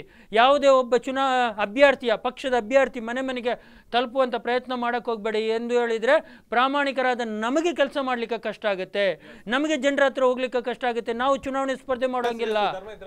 ಇಲ್ಲಿ ಗಮನಿಸಬಹುದು, ಚಕ್ರವರ್ತಿ ಸೂರಿಬೇಳೆಯವರು ಒಂದು ವಿಚಾರವನ್ನು ಅಲ್ಲಿ ಮಂಡಿಸಿದ್ದಾರೆ. ಇವತ್ತು ಹಿಂದೂ ಅಥವಾ ಇನ್ಯಾವುದೋ ವಿಚಾರ, ಧರ್ಮದಲ್ಲಿ ಆಗಿರ್ಬೋದು, ಕೋಮಿನ ಮಧ್ಯೆ ಆಗಿರ್ಬೋದು, ಏನು ಸಂಘರ್ಷ ತಂದ ಆಗ್ತಾರ ಅಂತವರಿಗೆ ಇವತ್ತು ಉಳಿಗಾಲ ಇಲ್ಲ. ಮುಂದಿನ ದಿನಗಳಲ್ಲಿ ರಾಜ್ಯದಲ್ಲಿ ಉಳಿಗಾಲ ಇಲ್ಲ. ಅದು ನಿಷ್ಠಾವಂತ ಆಗಿರ್ಬೋದು, ಪಕ್ಷೇತರವಾಗಿ ನಿಂತರೂ ಚುನಾವಣೆಯಲ್ಲಿ ಗೆದ್ದು ಬರ್ತಾನೆ. ಹಾಗಾದ್ರೆ ಹಿಂದೂ ಮಹಾಸಭಾದವರಿಗೆ ಮುಂದಿನ ಒಂದು ಚುನಾವಣೆ ಒಂದಷ್ಟು ಸ್ಥಾನಮಾನಗಳನ್ನು ನೀಡಬಹುದು. ಹಾಗಾದ್ರೆ ಅಲ್ಲ, ಇಲ್ಲಿ ಪ್ರಶ್ನೆ ಏನಾಗುತ್ತೆ ಅಂದ್ರೆ, ನಾವು ಮೊದಲಿಂದ ಪ್ರತಿಪಾದಿಸಿಕೊಂಡು ಬಂದಿರೋದು ಪ್ರಾಮಾಣಿಕ ಹಿಂದುತ್ವವನ್ನು. ಗೊತ್ತಿಲ್ಲದೆ ಎಲ್ಲಾದ್ರೂ ಒಂದು ಕಡೆಯಲ್ಲಿ ಸೂರಿಬೆಳ್ಳಿ ಅವರು ಹಿಂದೂ ಮಹಾಸಭಾಕ್ಕೆ ಸೇರ್ಕೊಂಡಿದ್ದಾರಾ ಅನ್ನುವಂಥದ್ದು, ಹಾಗೆ ಬ್ಯಾಟಿಂಗ್ ಮಾಡ್ತಾ ಇದ್ದಾರೆ ಈಗ. ಎಸ್, ಹಾಗೆ ಸೇರ್ಕೊಂಡ್ರ ಬಿಜೆಪಿಯನ್ನು ಬಿಟ್ಟು ಎಲ್ಲಾದ್ರೂ ಹಿಂದೂ ಸಮಾಜಕ್ಕೆ ಸೇರ್ಕೊಂಡ್ರ ನಿಮ್ಮ ಪರವಾಗಿ ಬ್ಯಾಟಿಂಗ್ ಮಾಡ್ತಾ ಇದ್ದಾರೆ. ಹಾಗಾದ್ರೆ ಸೂಲಿಬೆಲೆಯವರು ಒಬ್ಬ ಪ್ರಾಮಾಣಿಕ ಹಿಂದೂ ಆಗಿದ್ದಾರೆ, ಅವರು ಹಿಂದುತ್ವದ ಬಗ್ಗೆ ಧ್ವನಿ ಎತ್ತಿದ್ದಾರೆ. ಆಗಿರುವಾಗ ಅವರು ನಮ್ಮ ಸಹೋದರರು, ಅವರು ನಮ್ಮವರು, ನಾವು ಯಾವತ್ತೂ ಅವರನ್ನು ದೂರ ಇಟ್ಟಿಲ್ಲ. ಮತ್ತು ನಾವು ಇವತ್ತಿನವರೆಗೆ ಅವರಿಗೆ ಯಾವುದು ಒಂದು ನಯ ಪೈಸೆಯನ್ನು ನಾವು ಕೊಟ್ಟಿದ್ದೇವೆ ಅಂತ ಹೇಳಿದರೆ, ನಾವು ಅವರ ಇಷ್ಟವರೆಗೆ ನಮ್ಮ ಕಾರ್ಯಕ್ರಮದಲ್ಲಿ ಭಾಗವಹಿಸಿಲ್ಲ. ಎಲ್ಲಿ ಹಿಂದುತ್ವದ ವಿಚಾರ ಬರುತ್ತೆ ಅಲ್ಲಿ ಹಿಂದೂ ಮಹಾಸಭೆ ಇದೆ. ಎಲ್ಲಿ ಹಿಂದೂಗಳಿಗೆ ನೋವಾಗುತ್ತೆ, ನಾನು ಮೊನ್ನೆ ಒಂದು ಮೇಳದಲ್ಲಿ ಹೇಳಿದ್ದೇನೆ, ಯದಾ ಹಿ ಧರ್ಮಶ್ಚ ಗ್ಲಾನಿರ್ಭವತಿ ಭಾರತ. ಯಾಕೆಂದರೆ ಅಗತ್ಯ ಬಿದ್ದರೆ ನಾವು ಶಸ್ತ್ರವನ್ನು ಎತ್ತೇವೆ. ನಾವು ಶಸ್ತ್ರ ಮತ್ತು ಶಾಸ್ತ್ರ ಎರಡೂ ಹಿಂದೂ ಧರ್ಮದಕ್ಕೆ ಗೊತ್ತಿದೆ. ನಾವು ಶಾಸ್ತ್ರವನ್ನು ಹೇಳ್ತೇವೆ, ಶಸ್ತ್ರವನ್ನು ಹೇಳ್ತೇವೆ. ಖಂಡಿತ ಹಿಡ್ಕೊಳ್ಬೇಕಾಗತ್ತೆ. ಏನಾಗುತ್ತೆ ಅಂದರೆ ನೋಡಿ, ಕರ್ನಾಟಕದಲ್ಲಿ BJP ಸರ್ಕಾರ ಬಂತು, ಇವರು ಹಿಂದುತ್ವದ ಪಾಠವನ್ನು ಹೇಳ್ತಾರೆ. ಮುಸ್ಲಿಮರಿಗೆ ಹಜ್ಜಿಗೆ ಹೋಗುವ ಸಂಭಾವನೆಯನ್ನು ಹೆಚ್ಚು ಮಾಡಿದರು. 10 ಕೋಟಿ ಇರುವ ಕ್ರಿಶ್ಚಿಯನ್ ಅಸೋಸಿಯೇಷನ್ ಫಂಡಿನ ದುಡ್ಡನ್ನು 50 ಕೋಟಿ ಮಾಡಿದರು. ಗೂಂಡಾ ಕಾಯ್ದೆಯನ್ನು ತಂದರು, ಮುತಾಲಿಕ್ ಮೇಲೆ ಹಾಕಿದರು. ಹಿಂದೂಗಳ ಮೇಲೆ ಅತ್ಯಂತ ಹೆಚ್ಚು ಧಾರ್ಮಿಕ ಕೇಸನ್ನು ಹಾಕಿದ್ದು ಯಡಿಯೂರಪ್ಪ ಸರ್ಕಾರ. ಇಂಥದ್ದೆಲ್ಲವನ್ನು ಇರುವಾಗ BJPಯವರು ಹಿಂದುತ್ವದ ಬಗ್ಗೆ ಯಾವ ನೈತಿಕ ಒಂದು ಮೌಲ್ಯಗಳಲ್ಲಿ ಎತ್ತುಕೊಂಡು ಮಾತಾಡ್ತಾರೆ, ಯಾವ ನೈತಿಕ ಇದಿದೆ ಅವರಿಗೆ ಹೇಳೋಣ. ಆದ್ದರಿಂದ ಯಾವುದೇ ರಾಜಕೀಯ ಪಕ್ಷಗಳು ಬಂದರೆ, ನಾನು ಹೇಳ್ತಾ ಇದ್ದೇನೆ, ಯಾರು ಮುಸ್ಲಿಮರನ್ನು ದೂರ ಮಾಡಿ ಅಂತ ನಾನು ಹೇಳಿಲ್ಲ. ಇಲ್ಲಿ ಯಾರು ಮುಸ್ಲಿಮರು ಒಂದೇ ಮಾತ್ರ ಹೇಳ್ತಾರೆ, ಯಾರು ಮುಸ್ಲಿಮರು ಭಾರತ್ ಮಾತಾ ಕಿ ಜೈ ಅಂತಾರೆ ಅವರು ಬರಲಿ ನಮ್ಮ ಜೊತೆ. ಯಾರಿಗೆ ಇವತ್ತು ನನ್ನ ಧರ್ಮದಲ್ಲಿ ವಿರೋಧ ಇದೆ ಒಂದೇ ಮಾತ್ರ ಹೇಳೋಕ್ಕೆ, ನನ್ನ ಧರ್ಮದಲ್ಲಿ ವಿರೋಧ ಇದೆ ಭಾರತ್ ಮಾತಾ ಕಿ ಜೈ ಅನ್ನೋಕ್ಕೆ, ಅವರನ್ನು ನಾವು ಸ್ವೀಕಾರ ಮಾಡಲ್ಲ. ನೀವು ಹೋಗಿ ಪಾಕಿಸ್ತಾನಕ್ಕೆ, ಇಲ್ಲಿ ನಿಮಗೆ ಬದುಕುವ ಅರ್ಹತೆ ಇಲ್ಲ. ಯಾಕೆಂದರೆ ಇಲ್ಲಿ ಧರ್ಮಕ್ಕಿಂತ ನಮ್ಮ ದೇಶ ಮುಖ್ಯ ಆಗುತ್ತೆ. ನಾನು ಧರ್ಮವನ್ನು ಪ್ರತಿಪಾದಿಸ್ಬೋದು, ಆದರೆ ದೇಶ ಉಳಿದರೆ ನನ್ನ ಧರ್ಮ ಉಳಿಯುತ್ತದೆ. ಹಾಗಿರುವಾಗ ನಿನ್ನ ಧರ್ಮ ಆಮೇಲೆ ಇಟ್ಕೋ. ಯಾರೋ ಒಬ್ಬ ಮುಸಲ್ಮಾನ ಹೇಳ್ತಾನೆ, ನನಗೆ ನನ್ನ ದೇಶಕ್ಕಿಂತ ನನ್ನ ಧರ್ಮ ಮುಖ್ಯ. ನಾನು ಸರ್ಕಾರದಲ್ಲಿ BJP ಸರ್ಕಾರ ಆಡಳಿತದಲ್ಲಿ ಇತ್ತಲ್ಲ, ಏನು ಕ್ರಮ ಕೈಗೊಂಡ್ರಿ ಸ್ವಾಮಿ ನೀವು ಇವತ್ತು ಹೇಳ್ತೀರಿ ಹಿಂದುತ್ವದ ನಾನು ಪ್ರತಿಪಾದಕ. ರಾಮ ಜನ್ಮಭೂಮಿ ಇಶ್ಯೂವನ್ನು ತೆಗೆದ್ರು, ರಾಮನನ್ನ ರಸ್ತೆ ತಂದರು. ನಾವು ಪಿಟಿಷನರ್, ನಾವು ಅಯೋಧ್ಯೆ ಇಶ್ಯೂಯಲ್ಲಿ ಕೋರ್ಟಿಗೆ ಹೋದವರು, BJPಯವರಲ್ಲ. ಆದರೆ ನಾವು ಯಾವತ್ತೂ ರಾಮನನ್ನು ರಸ್ತೆಗೆ ತಂದಿಲ್ಲ, ರಾಮನನ್ನು ರಾಜಕೀಯ ವಸ್ತುಗಳಾಗಿ ಮಾಡಿಲ್ಲ. ರಾಮ ನಮ್ಮ ಆರಾಧ್ಯ ದೈವ, ನಮ್ಮ ದೇವರವರು, ನಮ್ಮ ಪುರುಷನು. ಆದ್ದರಿಂದ ಇವತ್ತು ಅದನ್ನು ತಂದ ಅದ್ವಾನಿಯ ಕಥೆ ಏನಾಯಿತು? ಮುಂದೊಂದು ದಿನ BJPಗೂ ಅದೇ ಗತಿಯಾಗುತ್ತೆ. ನೀವು ಧರ್ಮವನ್ನು, ದೇವರನ್ನು ರಸ್ತೆಗೆ ತರಬೇಡಿ, ದೇವರನ್ನು ರಾಜಕೀಯವಾಗಿ ವಸ್ತುವಾಗಿ ಬಳಸ್ಕೋಬೇಡಿ. ನಾನು ಹೇಳುವಂಥದ್ದು ಎಲ್ಲೆಲ್ಲ ಹಿಂದೂಗಳಿಗೆ ನೋವಾಗುತ್ತೆ, ಹಿಂದೂ ಮಹಾಸಭೆಯಲ್ಲಿ ಇರುತ್ತೆ. ಇವತ್ತು ನಮ್ಮ ಶಕ್ತಿ ಸಣ್ಣದಿರ್ಬೋದು, ಆದರೆ ನಾವು ತೋರಿಸ್ಕೊಡ್ತೇವೆ ಹಿಂದೂಗಳಿಗೆ ಅನ್ಯಾಯ ಆದಾಗ ಏನು. ಆದ್ದರಿಂದ ಹೇಳುವಂಥದ್ದು, ಯಾರೇ ಇರಲಿ, ಇಲ್ಲಿರುವ ಯಾವುದೇ ಒಬ್ಬ ಮುಸಲ್ಮಾನ, ಅವನು ನೈಜ ಮುಸಲ್ಮಾನನಲ್ಲ, ಯಾವುದೇ ಒಬ್ಬ ಕ್ರಿಶ್ಚಿಯನ್ ನೈಜ ಕ್ರಿಶ್ಚು ಅಲ್ಲ, ಅವನನ್ನು ಮತಾಂತರ ಮಾಡಿದರು. ಆದ್ದರಿಂದ ನಾನು ಮುಕ್ತವಾಗಿ ನಾನು ಹೇಳಿಕೆಯನ್ನು ಕೊಟ್ಟೆ, ಬನ್ನಿ ನೀವು ಮಾತೃಧರ್ಮವನ್ನು ಸ್ವೀಕಾರ ಮಾಡಿ, ನಿಮಗೆ ನಾವು ಆತ್ಮೀಯವಾದ ಸ್ವಾಗತವನ್ನು ಬಯಸ್ತೇವೆ, ನೀವೇನು ಕೇಳ್ತೀರಿ ನಾವು ಕೊಡೋಕ್ಕೆ ತಯಾರಿದ್ದೇವೆ, ಬನ್ನಿ ನೀವು. ಮುಂದುವರಿಸ್ತೀನಿ. ವೀಕ್ಷಕರೇ, ಒಂದು ಪುಟ್ಟ ವಿರಾಮದ ಬಳಿಕ ಕಾರ್ಯಕ್ರಮ ಮುಂದುವರಿಯುತ್ತೆ.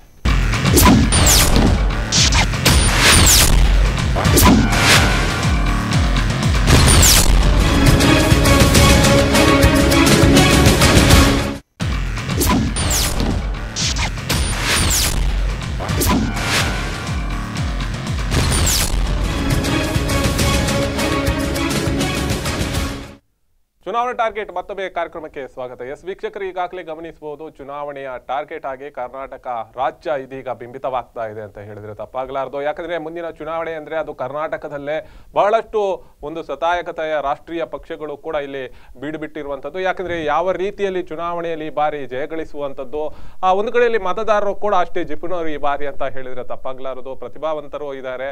ಒಂದು ಕಡೆಯಲ್ಲಿ ಮತದಾರರು ಬಹಳಷ್ಟು ಗೋಪ್ಯವಾಗಿ ತನ್ನ ಆದೇಶಗಳನ್ನು ಕೂಡ ಇಟ್ಟಿದ್ದಾರೆ ಅಂತ ಹೇಳಿದ್ರೆ ತಪ್ಪಾಗಲಾರದು.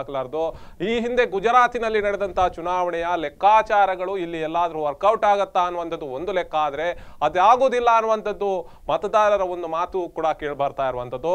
ಇನ್ನೊಂದು ಕಡೆಯಲ್ಲಿ ಮಾತಾಡೋದಾದ್ರೆ, ಯಾಕಂದ್ರೆ ಪ್ರಗತಿಯತ್ತ ಮುಖ ಮಾಡ್ತಿರುವಂತ ಈ ಕರ್ನಾಟಕದ ಒಂದು ರಾಜ್ಯದಲ್ಲಿ ಆಗಿರಬಹುದು ಬಹಳಷ್ಟು ಪ್ರಗತಿ ಆಗಿದೆ ಅನ್ನುವಂಥದ್ದು ಒಂದು ಕಡೆಯಲ್ಲಿ ಬೇಕ್ತಾ ಇದ್ದಾರೆ. ಇದು ಎಲ್ಲಾದ್ರೂ ಅಸ್ತ್ರಗಳಾಗಿ ಮುಂದಿನ ದಿನಗಳಲ್ಲಿ ಅಧಿಕಾರಕ್ಕೆ ಕಾಂಗ್ರೆಸ್ಸಿಗೆ ಒಂದು ಕಡೆಯಲ್ಲಿ ಒಂದು ಸ್ಥಾನಮಾನಗಳು ಸಿಗುತ್ತಾ ಅನ್ನುವಂಥದ್ದು ಒಂದು ವಾದ ಆದ್ರೆ, ಇನ್ನೊಂದು ಕಡೆಯಲ್ಲಿ ಪ್ರಾದೇಶಿಕ ಪಕ್ಷಗಳು ಇದೀಗ ಬಹಳಷ್ಟು ಕಡೆಯಲ್ಲಿ ತನ್ನದೇ ಆದಂತಹ ಅಸ್ತಿತ್ವವನ್ನು ಹೊಂದಿಕೊಂಡಿರುವಂತದ್ದು. ಎಲ್ಲಾದ್ರೂ ಈಗಾಗಲೇ ಸೂರಿಬೆಳ್ಳೆ ಅವರಂತೂ ಹೇಳಿದ ಹಾಗೇನೆ ಧರ್ಮದ ರಾಜಕೀಯ ಮತ್ತಿತರ ರಾಜಕೀಯಗಳನ್ನು ಎಲ್ಲ ಮಾಡಿದ್ರೆ ಅಂತದ್ದಕ್ಕೆ ಇವತ್ತು ಉಳಿಗಾರ ಇಲ್ಲ ಅನ್ನುವಂತ ಒಂದು ಮಾತನ್ನು ಹೇಳಿದ್ದಾರೆ.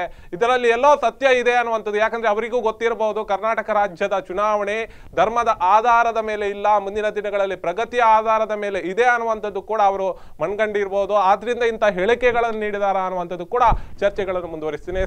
ಈಗಾಗಲೇ ನೀವು ಹೇಳ್ತಾ ಇದ್ರಿ, ಚಕ್ರವರ್ತಿ ಸೂರಿಬೆಳ್ಳೆ ಅವರ ಮಾತಾಗಿರ್ಬೋದು, ಅವರ ಮಾತು ಹಾಗಾದ್ರೆ ಬಿಜೆಪಿಯಲ್ಲಿ ಹಿಂದೂಗಳಿಗೋಸ್ಕರ ಅಂತ ಅನ್ನುವಂಥದ್ದು ಏನು ಮಾತುಗಳು ಕೇಳಿ ಬರ್ತಾ ಇದೆ, ಇದಕ್ಕೆ ಒಂದು ಕಡೆಯಲ್ಲಿ ಹಾಗಾದ್ರೆ ಹಿಂದುತ್ವಕ್ಕೆ ಇಲ್ಲಿ ಸ್ಥಾನಮಾನಗಳು ಸಿಗ್ತಾ ಇಲ್ಲ ಅವರು ಒಪ್ಕೊಂಡಾಗೆ. ಹಾಗಾದ್ರೆ ಅದನ್ನು ನೀವು ಒಪ್ಕೊಳ್ತೀರಾ?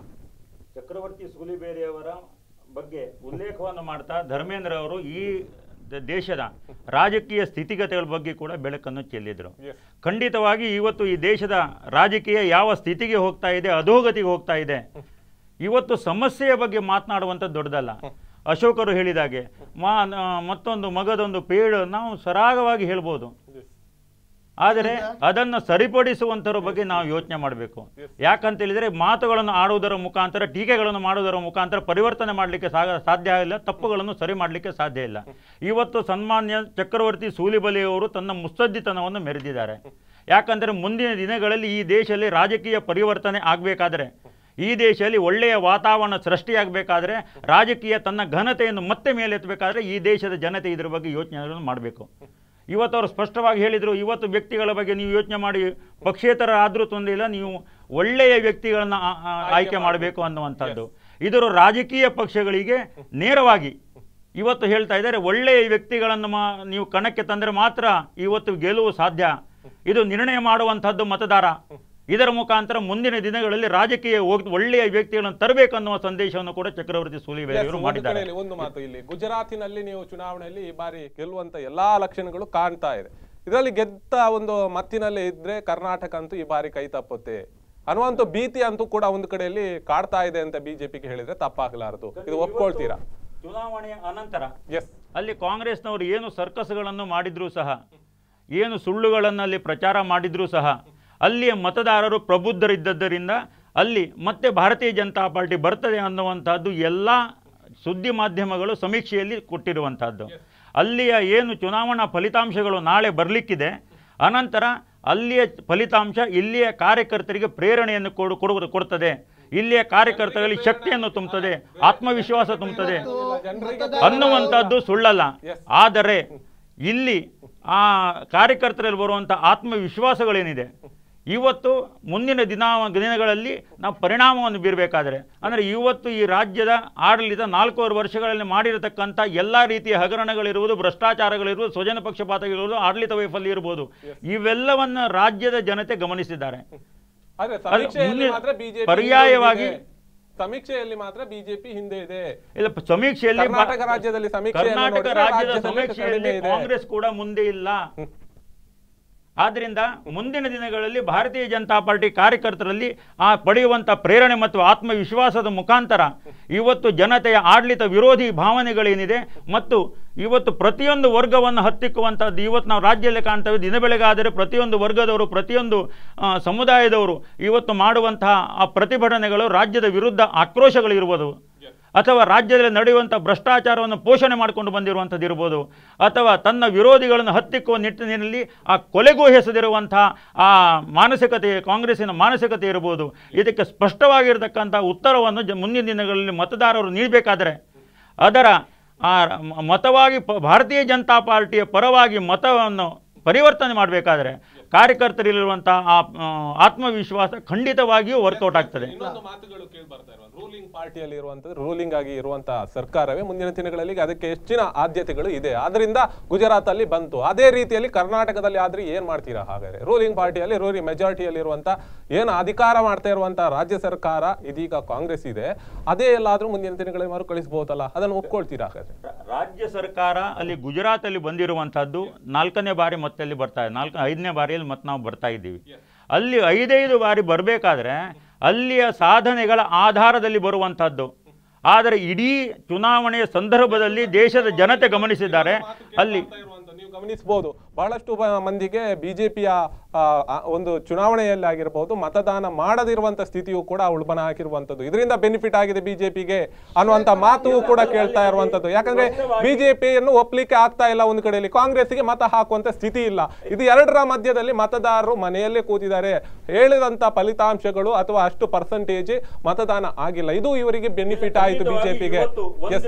ನೀವು ಹೇಳಿದಾಗೆ ಅಲ್ಲಿ ಅಭಿವೃದ್ಧಿ ಆಗ್ಲಿಲ್ಲ, ಮತ್ತೊಂದಾಗ್ಲಿಲ್ಲ, ಏನೂ ಆಗ್ಲಿಲ್ಲ ಅಂತ ಹೇಳಿದ್ರೆ ಅಲ್ಲಿ ಆ ಚುನಾವಣೆಯ ಸಂದರ್ಭದಲ್ಲಿ ಅಲ್ಲಿಯ ಪ್ರಾದೇಶಿಕ ನಾಯಕರಾಗಿರ್ತಕ್ಕಂತಹ ಅಥವಾ ಎಡಪಂಥೀಯ ವಿಚಾರಗಳನ್ನು ಹೊಂದಿರತಕ್ಕಂತಹ ಯುವಕರಿರ್ಬೋದು, ಯಾರು ಜಿಗ್ನೇಶ್ ಇರ್ಬೋದು ಅಥವಾ ಅಲ್ಪೇಶ್ ಇರ್ಬೋದು ಅಥವಾ ಹಾರ್ದಿಕ್ ಇರ್ಬೋದು, ಇವರ ಕಾಲು ಕಟ್ಟುವಂತಹ ಅವರ ಪಾದ ತಳಕ್ಕೆ ಹೋಗುವಂತಹ ಆ ರಾಹುಲ್ ಅವಶ್ಯಕತೆ ಇರಲಿಲ್ಲ. ಯಾಕಂತೇಳಿದರೆ ಅಲ್ಲಿ ಮತ್ತೆ ಕಾಂಗ್ರೆಸ್ ಬರಬೇಕಾದ್ರೆ ಈ ರೀತಿಯ ಸಣ್ಣ ಸಣ್ಣ ಅಥವಾ ಕೆಳಮಟ್ಟದ ರಾಜಕೀಯದ ಬಗ್ಗೆ ಹೋಗಬೇಕಾಯಿತು. ಅಲ್ಲಿಯ ರಾಜ್ಯ ಸರ್ಕಾರದ ವೈಫಲ್ಯಗಳು ಹೇಳುವುದರ ಬದಲಾಗಿ GST ಅಂತಹ ವಿಚಾರಗಳ ಬಗ್ಗೆ, ಡಿಮಾನಿಟೈಸೇಷನ್ ಬಗ್ಗೆ ವಿಚಾರಗಳ ಬಗ್ಗೆ ಉಲ್ಲೇಖವನ್ನು ಮಾಡಬೇಕಾಯಿತು. ಆದರೂ ಸಹ ಇಷ್ಟೆಲ್ಲ ವಿರೋಧಗಳು ಇದ್ದರೂ ಸಹ ಈ ಹಿಂದೆ ಏನಾಗ್ತದೆ ಅಂದರೆ ಕಾಂಗ್ರೆಸ್ಸಿನ ವಿರೋಧಿ ಮತಗಳು ಹಂಚಿ ಹೋಗ್ತಾ ಇತ್ತು. ಇವತ್ತು BJPಯ ವಿರೋಧಿ ಮತಗಳನ್ನು ಒಟ್ಟು ಮಾಡೋದರಲ್ಲಿ ಇವತ್ತು ರಾಹುಲ್ ಅವರು ಯಶಸ್ಸನ್ನು ಕಂಡಿರ್ಬೋದು. ಆದರೆ ಅದು ಅಲ್ಲಿಯ ಜನತೆ ಅದನ್ನು ಅರ್ಥ ಮಾಡಿಕೊಂಡಿದ್ದಾರೆ. ನಾಳೆ ದಿನ ಏನು ಅಲ್ಲಿ ಫಲಿತಾಂಶ ಬರ್ತದೆ ಅನ್ನುವಂಥದ್ದು ಎಲ್ಲ ಸುದ್ದಿ ಮಾಧ್ಯಮಗಳು ಹೇಳಿರುವಂಥದ್ದು. ಆದ್ದರಿಂದ ಇದು ಕರ್ನಾಟಕ ಇದು ಬರುವಾಗ ಕರ್ನಾಟಕದಲ್ಲಿ ಖಂಡಿತವಾಗಿಯೂ ಕಾಂಗ್ರೆಸ್ ಕಳೆದ 4.5 ವರ್ಷಗಳಲ್ಲಿ ಮಾಡಿರತಕ್ಕಂಥ ಕಳಪೆ ಸಾಧನೆ ಮತ್ತು ಸಂಪೂರ್ಣ ಆಡಳಿತ ವೈಫಲ್ಯ, ಎಷ್ಟರ ಮಟ್ಟಿಗೆ ಆಡಳಿತ ವೈಫಲ್ಯ ಅಂತ ಹೇಳಿದರೆ ಇವತ್ತು ಒಬ್ಬ ಜಿಲ್ಲಾ ಉಸ್ತುವಾರಿ ಸಚಿವರು ತನ್ನ ಜಿಲ್ಲೆಯಲ್ಲೇ ತನ್ನ ವಿಧಾನಸಭಾ ಕ್ಷೇತ್ರದಲ್ಲೇ ಸಾಮರಸ್ಯದ ಯಾತ್ರೆಯನ್ನು ಮಾಡುವಂಥದ್ದು. ಯಾಕಂತ ಹೇಳಿದರೆ ಇವತ್ತು ಆಡಳಿತ ವೈಫಲ್ಯ ಅಷ್ಟು ಕುಸಿದಿರುವಂಥದ್ದು. ಇಷ್ಟೆಲ್ಲ ವಿಷಯಗಳನ್ನು ಮುಂದಿರುವಾಗ ಖಂಡಿತವಾಗಿಯೂ ಅಲ್ಲಿ ಪರ್ಯಾಯವಾಗಿ ಭಾರತೀಯ ಜನತಾ ಪಾರ್ಟಿ ಯಶಸ್ಸನ್ನು ಕಾಣ್ತದೆ ಅನ್ನುವಂಥದ್ದಕ್ಕೆ ನಮಗೆ ವಿಶ್ವಾಸ ಇದೆ. ಇವತ್ತು ನಮ್ಮ ಜಿಲ್ಲಾ ಉಸ್ತುವಾರಿ ಸಚಿವರು ಯಾಕೆ ಸಾಮರಸ್ಯ ಯಾತ್ರೆ ಮಾಡಿದರು? ವ್ಯವಸ್ಥಿತವಾದಂಥ ಕೊಲೆಗಳು ಈ ಜಿಲ್ಲೆಯಲ್ಲಿ ನಡೀತಾ ಇತ್ತು. ಇವತ್ತು ಭಾರತೀಯ ಜನತಾ ಪಕ್ಷದ ಉಗಮ ಆದ ನಂತರ ಅದು ಬೆಳವಣಿಗೆ ಆಗಬೇಕಾದ್ರೆ ಕರಾವಳಿಯ ಉದ್ದ ಅಗಲಕ್ಕೆ ಒಡಿಬಡಿ ಸಂಸ್ಕೃತಿಯಿಂದ ಅವರು ಮುಂದೆ ಬರ್ತಾರೆ. ನೋಡಿ, ನೀವು ಮಾತಾಡೋ, ನಾನು ಮಾತಾಡಲಿಲ್ಲ ಅಲ್ಲ. ಇವರಿಗೆ ವೇಣುಗೋಪಾಲ್ ಬಂದ ಮೇಲೆ ಎಚ್ಚರಿಕೆ ಆಗಿ ಇವರದ್ದು ಏನು ರಾಷ್ಟ್ರ ಮಟ್ಟದಲ್ಲಿ ಅಮಿತ್ ಶಾ ಬಂದು ಎಲ್ಲಿ ನೀವು ಮಾತಾಡುವಾಗ ನಾನು ಮಾತಾಡಿಲ್ಲ. ದಯವಿಟ್ಟು ನಾನು ತಾಳ್ಮೆಯಿಂದ ಕುತ್ಕೊಂಡಿದ್ದೇನೆ ಸತೀಶ್ ಅವರೇ. ವೇಣುಗೋಪಾಲ್ ರವರು ಬಂದ ಮೇಲೆ ಈ ದೇಶದಲ್ಲಿ ಕಾಂಗ್ರೆಸ್ ಪಕ್ಷದ ಒಂದು ಬೆಳವಣಿಗೆಯನ್ನು ಕಂಡು ಈ ರಾಜ್ಯದಲ್ಲಿ ಇವರ ಅಮಿತ್ ಶಾ ಬಂದ ಮೇಲೆ ಇಲ್ಲಿ ಬಂದು ಏನು ಇವರಿಗೆ ಸೂಚನೆ ಕೊಟ್ಟು ಹೋದರು. ತದನಂತರ ಈ ಜಿಲ್ಲೆಯಲ್ಲಿ ಏನಾಯಿತು, ಅವರಿಗೆ ಪ್ರತಿಯೊಂದು ಜಿಲ್ಲೆಯಲ್ಲಿ ಕಾಂಗ್ರೆಸ್ನ ಅಭ್ಯರ್ಥಿಯನ್ನು ಸೋಲಿಸೋದಕ್ಕೋಸ್ಕರ ಏನೆಲ್ಲ ವ್ಯವಸ್ಥೆ ಮಾಡಬೇಕು ಅದನ್ನೆಲ್ಲ ಮಾಡಿ ಆಯಿತು. ಕರಾವಳಿ ಉದ್ದಕ್ಕೆ ಈಗ ಮಾಡಿದರು. ಇವರು ಬಹಳ ಆಗಿ ಮಾತಾಡಿದರು. ಅಲ್ಲ ಅಲ್ಲ ಅಲ್ಲ ಅಲ್ಲ ಅದಕ್ಕಾಗಿ ವೈಷಮ್ಯದ ಬೀಜವನ್ನು ಬಿತ್ತಿ ಅದು ಎಮ್ಮರಾಗಬೇಕೆಂದ ಪ್ರಯತ್ನ ಪಟ್ಟರು. ಆದರೆ ದಕ್ಷಿಣ ಕನ್ನಡ ಜಿಲ್ಲೆ ಪ್ರಬುದ್ಧ ನಾಗರಿಕರು ಇವತ್ತು ಅದಕ್ಕೆ ಅವಕಾಶ ಕೊಟ್ಟಿಲ್ಲ. ಅದನ್ನೇ ಇವತ್ತು ಚಕ್ರವರ್ತಿ ಸೂಲಿಬೆಲೆ ಅವರು ಒಂದೆಡೆ ಉಲ್ಲೇಖ ಮಾಡಿದರು. ನೀವು ಮತ್ತೆ ಗಲಭೆ ಸೃಷ್ಟಿ ಮಾಡಬೇಡಿ ಮತ್ತು ಈ ಹಿಂದಿನ 5 ವರ್ಷದ ಆಡಳಿತವನ್ನು ನೆನಪು ಮಾಡಲಿ ಇವರು. ಅಶೋಕ್ ಅವರು ಈಗಾಗಲೇ ನೀವು ಗಮನಿಸಬಹುದು 4.5 ವರ್ಷದಲ್ಲಿ ಉದ್ಘಾಟನೆಗಳನ್ನು ಕಾಣದಂತದ ಎಲ್ಲಾ ಯೋಜನೆಗಳು ಇದೀಗ ಉದ್ಘಾಟನೆಗಳಾಗ್ತಾ ಇದೆ. ಅಂದ್ರೆ 4.5 ವರ್ಷದಲ್ಲಿ ಯಾಕೆ ಈಗ ಉದ್ಘಾಟನೆಗಳಾಗ್ತಾ ಇದೆ? ಈಗ ಜನರು ನೆನಪಾಗಿದೆ. ಉದ್ಘಾಟನೆ ಆಗ್ತಾ ಇದೆ ಅಂದ್ರೆ ಅದು ಅಭಿವೃದ್ಧಿ ಆಗಿದೆ ಅಂತ ಲೆಕ್ಕ. ಇವತ್ತು ಬಂಟ್ವಾಳದಲ್ಲಿ ಆದದ್ದು ಉದ್ಘಾಟನೆ ನೋಡಿ. ಅಲ್ಲಲ್ಲ ಕೋರ್ಟ್ ಕಚೇರಿ ಯಾವಾಗ ಆದ್ರಿ? ಕೋರ್ಟ್ ಕಚೇರಿ ಯಾವಾಗ ಆಗಿದೆ? ಯಾವಾಗ ಇದಾಗಿದೆ? ಬಿಜೆಪಿ ನೋಡಿ, ಇವರು ಮೊನ್ನೆ ನಾನು MP ಅವರ ಒಂದು ಭಾಷಣ ನೋಡಿದೆ. ಅಲ್ಲ ಮೈದಾನದಲ್ಲಿ ಮಾಡಿದ ಭಾಷಣವನ್ನು ನಾನು ಲೈವ್ ಅಲ್ಲಿ ನೋಡ್ತಾ ಇದ್ದೆ. 6 ಬಾರಿಗೆ ಅನುದಾನ ತಂದವರು ಯಾರು? ಏರ್ಪೋರ್ಟ್ ಅನ್ನು ಅನುದಾನ ತಂದವರು ಯಾರು? KRS ಅನುದಾನ ತಂದವರು ಯಾರು? ಅಲ್ಲಲ್ಲ ಅವರು ಆಕ್ಸಿಡೆಂಟ್ ಮಾಡಿದವರು ಯಾರು? ಅಲ್ಲಲ್ಲ ಹೌದು ಅಲ್ಲಲ್ಲ ಅದನ್ನು MP ಅವರು ಹೇಳ್ತಾ ಇದ್ರು.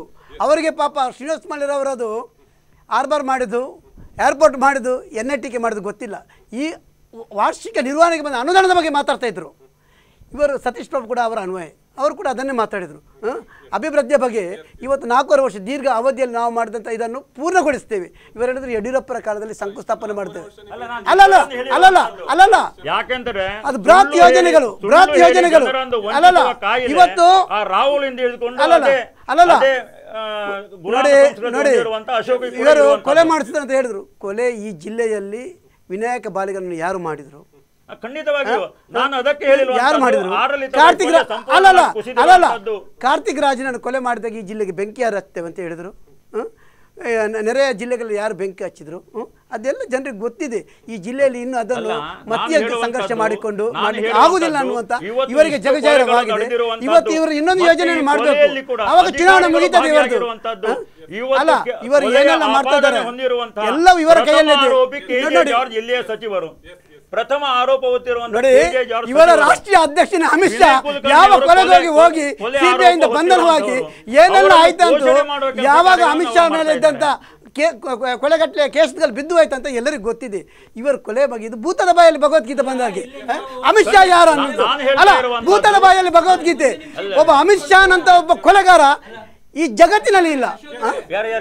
ಅಮಿತ್ ಶಾ ಅಂತ ಯಾವ ರೀತಿಯಲ್ಲಿ ನರಹಂತಕ ಅನ್ನೋ ಶಬ್ದವನ್ನು ಸಿದ್ದರಾಮಯ್ಯ ಉಪಯೋಗಿಸಿದ್ರು, ಯಾವ ರೀತಿಯ ಶಬ್ದಗಳನ್ನು ರಾಹುಲ್ ಅವರು ಅಲ್ಲ, ಯಾರಿಗೆ ಯಾವ್ದನ್ನು ಉಪಯೋಗಿಸಬೇಕಂತ ಜನರಿಗೆ ಗೊತ್ತುಂಟು. ಅಲ್ಲ, ಯಾರಿಗೆ ಯಾವ ಶಬ್ದವನ್ನು ಉಲ್ಲೇಖಿಸಬೇಕಂತ ಇಲ್ಲ. ಏನೇನು ಮಾಡಿದ್ದಾರೆ ಹೆಸರುಂಟು. ಯಾಕಂತ ಹೇಳಿದ್ರೆ ಈ ರೀತಿಯಲ್ಲಿ ಉಗುಳಿ ಓಡುವಂತಹ ಕಾಯಿಲೆ ಕಾಂಗ್ರೆಸ್ಗೆ ಅಂಟಿಕೊಂಡಿದೆ. ಸುಳ್ಳು ಹೇಳುವಂತಹ ಒಂದು ವಸ್ತಿಗೆ ನಾಮಕರಣ ಮಾಡೋದಷ್ಟು ಆದ್ರಿಂದ ಯಾವ ಮಾತುಗಳನ್ನು ಅವರು ಹೇಳಿದ್ದಾರೆ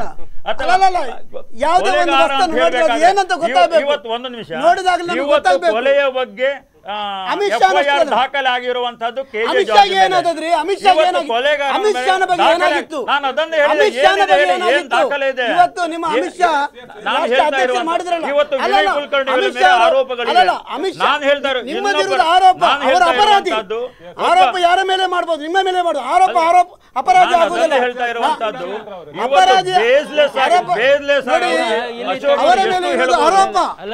ಅಪರಾಧಿ. ಎರಡೂ ರಾಜಕೀಯ ಪಕ್ಷಗಳ ಮೇಲೆ ಆರೋಪಗಳಿದೆ, ಅಪರಾಧ ಸ್ಥಾನವನ್ನು ಹೊಂದಿದ್ದಾರೆ. ನಾನೇನು ಒಂದು ಹೇಳ್ತೇನೆ, ನೀವು ಹೇಳಿದಕ್ಕೆ ನಾನು ಹೇಳ್ತೇನೆ. ಆರೋಪಗಳು ಬಂದಾಗ ಭಾರತೀಯ ಜನತಾ ಪಾರ್ಟಿ ಒಂದು ಜವಾಬ್ದಾರಿಯುತ ಪಕ್ಷ ಅಥವಾ ಪ್ರತಿಪಕ್ಷ ಅಥವಾ ಆಡಳಿತ ಪಕ್ಷವಾಗಿದ್ದುಕೊಂಡು ಯಾವತ್ತೂ ನಾವು ಬೆಂಬಲವನ್ನು ಕೊಟ್ಟಿಲ್ಲ.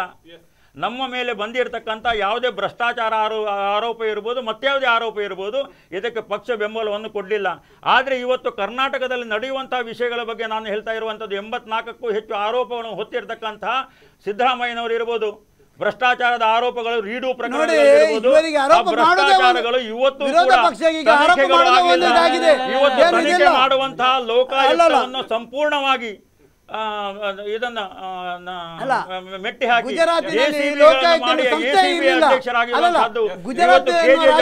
ವಿನಯ್ ಕುಲಕರ್ಣಿ ಅವರ ಘಟನೆ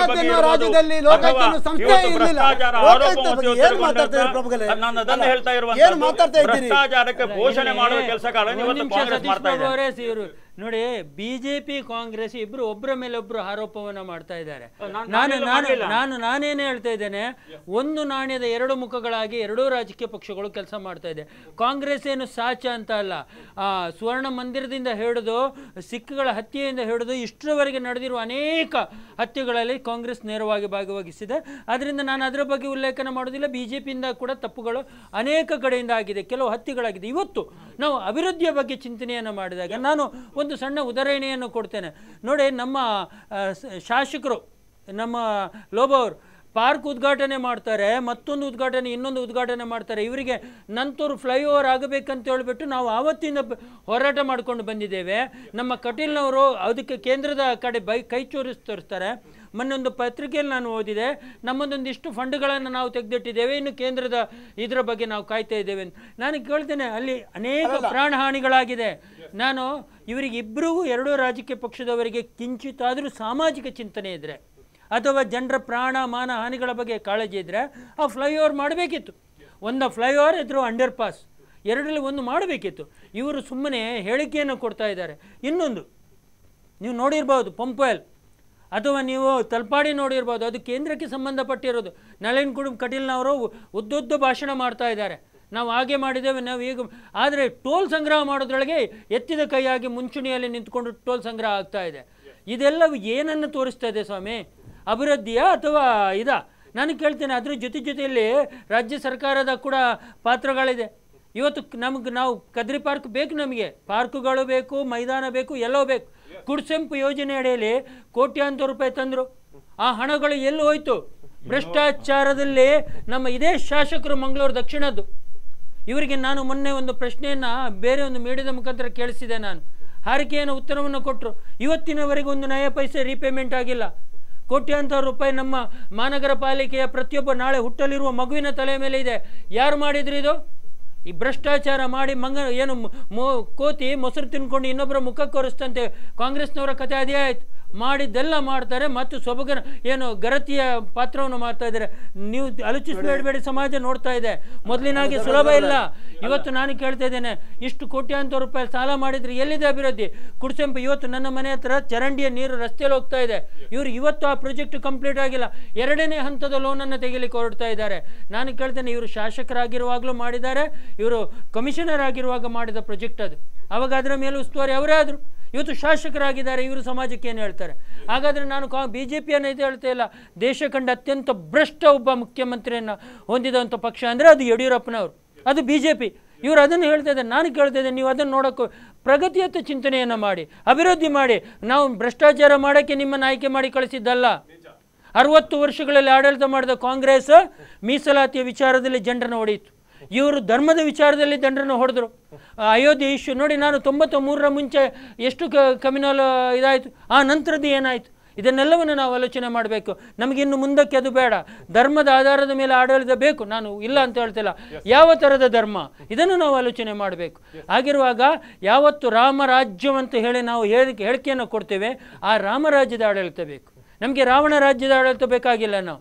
ಆದ್ದರಿಂದ ನಾನು ಹೇಳುವಂಥದ್ದು, ರಾಮನ ವಿಚಾರದಲ್ಲಿ ಕೋರ್ಟ್ ತೀರ್ಮಾನ ಮಾಡಲಿ. ಅಮಿತ್ ಶಾ ಮೊನ್ನೆ ಇವರು ಹೇಳಿದರು, ಹೊರಗಡೆಯಿಂದ ಕೋರ್ಟಲ್ಲಿ ನಾವು ಚಿಂತನೆ ಮಾಡೋಣ ಅಂತ ಹೇಳಿದರೆ ಅದಕ್ಕೆ ಇವ್ರದೇ ಸಂಘ ಪರಿವಾರದ ನಮ್ಮ ಮೋಹನ್ ಭಾಗವತರು ಹೇಳಿದರು, ಅದು ಸಾಧ್ಯ ಇಲ್ಲ, ಕೋರ್ಟ್ ತೀರ್ಮಾನ ಆಗಲಿ ಅಂತ ಹೇಳ್ಬಿಟ್ಟು.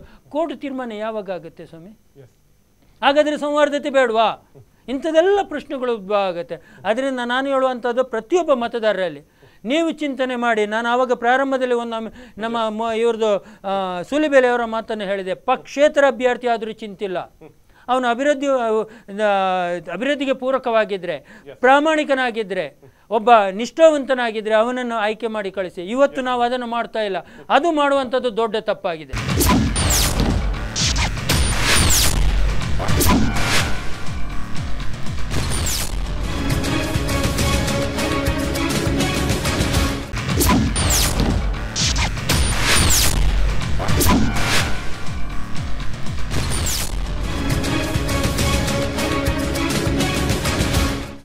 ಖಂಡಿತವಾಗಿ ಧರ್ಮೇಂದ್ರ ಹೇಳುವುದರಲ್ಲಿ ವಿಷಯಗಳು ಇದೆ.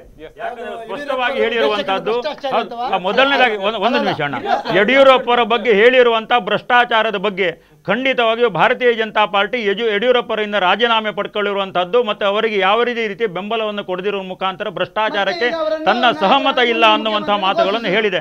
ಅವರ ಬಗ್ಗೆ ಇರುವಂಥದ್ದು ಆರೋಪಗಳು ಮಾತ್ರ. ಒಂದು ನಿಮಿಷ, ಒಂದು ವೇಳೆ ನೀವು ಆರೋಪವನ್ನೇ ಮಾಡೋದಿದ್ರೆ ಇವತ್ತು ಅಧ್ಯಕ್ಷತೆ ವಹಿಸಿರ್ತಕ್ಕಂಥ ರಾಷ್ಟ್ರೀಯ ಅಧ್ಯಕ್ಷರು ಇರ್ಬೋದು, ಇಂದಿನ ಅಧ್ಯಕ್ಷರು ಇರ್ಬೋದು, ಇವತ್ತು ಹೊರಗಡೆ ಯಾಕಿದ್ದಾರೆ ಅಂದರೆ ಬೇಲ್ ತಗೊಂಡಿದ್ದಾರೆ, ಇಲ್ದಂದ್ರೆ ಜೈಲು ಇರ್ತಿದ್ರು. ನಾನು ಅದರ ಬಗ್ಗೆ ಉಲ್ಲೇಖ ಮಾಡಲಿಕ್ಕೆ ಹೇಳಿ ವಿಷಯ ಬರೋದಿಲ್ಲ. ಅಭಿವೃದ್ಧಿಯ ಬಗ್ಗೆ ಮಾತನಾಡಬೇಕಾದ್ರೆ ಎಡಿಬಿ ಬಗ್ಗೆ ಹೇಳಿದೆ. ಎಡಿಬಿ 240 ಕೋಟಿ ರೂಪಾಯಿಗಳನ್ನು ಇವತ್ತು ಮಣ್ಣಿನಡಿಯಲ್ಲಿ UGDಯಲ್ಲಿ ನೀವು ಹಾಕಿದ್ರಲ್ಲ, ಇವತ್ತು ಮಂಗಳೂರಿನ ರಸ್ತೆಗಳಲ್ಲಿ ತೋಡುಗಳಲ್ಲಿ ಹರಿಯುವಂತಹ ಡ್ರೈನೇಜ್ ನೀರಿಗೆ ಯಾರು ಹೊಣೆ? ನಾನು ಅದನ್ನೇ ಹೇಳ್ತಾ ಇರುವಂತದ್ದು. ಆ ಸಂದರ್ಭದಲ್ಲಿ ಕಮಿಷನರ್ ಆಗಿರ್ತಕ್ಕಂತಹ ಆ ನಾನು ಆರೋಪಗಳನ್ನು ನಾನು ಮಾಡ್ತಾ ಇಲ್ಲ. ಕುಣಸೆಂಪಿನ ಅದಕ್ಕೆ ನಾನು ಅವರನ್ನು ಶಾಸಕರನ್ನಾಗಿ ಮಾಡಲಿಲ್ಲ, ಕಾಂಗ್ರೆಸ್ನವರು ಶಾಸಕರನ್ನಾಗಿ ಮಾಡಿ. ಇವತ್ತು ಮಂಗಳೂರಿನ ತೋಡುಗಳಲ್ಲಿ ಇವತ್ತು ಡ್ರೈನೇಜ್ ನೀರು ಹರಿತಾ ಇದೆಯಲ್ಲ, ಇದಕ್ಕೆ ಯಾರು ಹೊಣೆ ಆಗಿರುವಂತದ್ದು? ಯಾಕಂತ ಇವರು ಟೆಕ್ನಿಕಲಿ ಆಗಿ ಗೊತ್ತಿರುವಂತದ್ದು ಯೋಗೀಶ್ ಭಟ್ರು ಅಲ್ಲ, ಟೆಕ್ನಿಕಲಿ ಆಗಿ ಗೊತ್ತಿರುವಂತದ್ದು ಮತ್ತೆ ಅದಕ್ಕೆ ಬೇಕಾದಂತಹ ಹಣವನ್ನ ಅದು ಇಂಜಿನಿಯರ್ ಅವರು ಕಮಿಷನರ್ ಆಗಿರುವಂತದ್ದು, ಕುಡ್ಸಂಬಿನ ಅಧ್ಯಕ್ಷರು ಕೂಡ ಆಗಿರುವಂತದ್ದು. ನಾನು ಅದನ್ನು ಹೇಳ್ತಾ ಇರುವಂತದ್ದು, ಅವರ ನೇರವಾಗಿ ಕೈಕೆಳಗಿನ ಅಧಿಕಾರಿ. ನಾನು ಈ ರೀತಿಯಾಗಿ ಟೆಕ್ನಿಕಲಿ ಕೂಡ ಮತ್ತು ರಾಜಕೀಯವಾಗಿ ಕೂಡ ಇದರ ಬಗ್ಗೆ ಜವಾಬ್ದಾರಿ ಹೊರಬೇಕಾದವರು ಯಾರು? ಇವತ್ತು ಶಾಸಕರಾದ ಅನಂತರ ಕೂಡ ಇವತ್ತು ಎಷ್ಟು ಹಣಗಳನ್ನು ನಾನು ಒಂದು ವಿಷಯವನ್ನು ನೆನಪಿಸಲಿಕ್ಕೆ ನಾನು ಇಷ್ಟಪಡ್ತಾ ಇದ್ದೇನೆ. ಭಾರತೀಯ ಜನತಾ ಪಾರ್ಟಿ ಅಧಿಕಾರದ ಸಂದರ್ಭದಲ್ಲಿ ಈ ರಸ್ತೆ 12ಕ್ಕೂ ಹೆಚ್ಚು ಕಾಂಕ್ರೀಟ್ ರಸ್ತೆಗಳನ್ನು ಮಾಡಿರುವಂಥದ್ದು ಇರ್ಬೋದು, ಅಥವಾ ಕುಡಿಯುವ ನೀರಿನ ವ್ಯವಸ್ಥೆಯ ಬಗ್ಗೆ 24x7 ಸಮರೋಪಾದಿ ಕೆಲಸ ಕಾರ್ಯಗಳನ್ನು ಮಾಡಿ ಕುಡಿಯುವ ನೀರಿನ ಸಮಸ್ಯೆ ಬಗ್ಗೆ ಪರಿಹಾರಕ್ಕೆ ಪ್ರಾಣಮಾನಿಕ ಕೆಲಸ ಕಾರ್ಯಗಳನ್ನು ಮಾಡಿರುವಂಥದ್ದು ಇರ್ಬೋದು, ಇಲ್ಲಿನ ಕೋರ್ಟು ಕಟ್ಟದ ಇದ್ರ ಬಗ್ಗೆ ಇರ್ಬೋದು, ಕುಡಿಯುವ ನೀರಿನ ಸಮಸ್ಯೆ ನಿವಾರಣೆಗೆ ವೆಂಟೆಡ್ ಡಮ್ ಬಗ್ಗೆ ಇರ್ಬೋದು. ಇವೆಲ್ಲದರ ಬಗ್ಗೆ ನಾವು ಯೋಚನೆಗಳನ್ನು ಮಾಡಿ ಕಾಮಗಾರಿಗಳನ್ನು ಮಾಡಿದರೆ ಆ ಮಾಡಿದ 18 ರಸ್ತೆಗಳಿಗೆ ಫುಟ್ಪಾತ್ ಮತ್ತು ಚರಂಡಿಗಳನ್ನು ಮಾಡಲಿಕ್ಕೆ ಇವತ್ತು ಸಾಧ್ಯ ಆಗ್ತಾ ಇಲ್ಲ ಇವರಿಗೆ.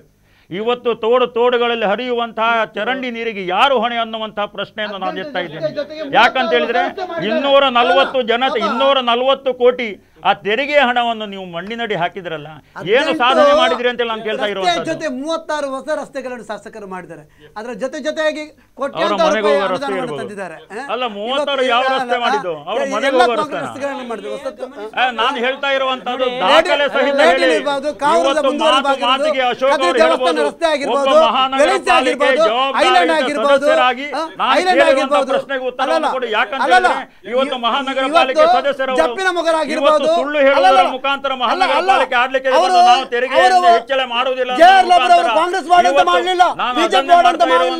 ನಿಮ್ಮ ಪಕ್ಷದಲ್ಲಿ ಸ್ಪರ್ಧೆ ಮಾಡಿದಂತ ಸುರೇಂದ್ರ ಅವರ ವಾರ್ಡನ್ನು ನೋಡಿ ಎಷ್ಟು ಹೊಸ ರಸ್ತೆಗಳನ್ನು ಮಾಡಿದ್ದಾರೆ. ಇವತ್ತು ಸುಳ್ಳು ಹೇಳುವುದರ ಮುಖಾಂತರ ಮಹಾನಗರ ಪಾಲಿಕೆಯಲ್ಲಿ ಆಡಳಿತಕ್ಕೆ ಬಂದರು, ತೆರಿಗೆಯನ್ನು ಏರಿಸುವುದಿಲ್ಲ ಅಂತ ಹೇಳಿದ್ರು.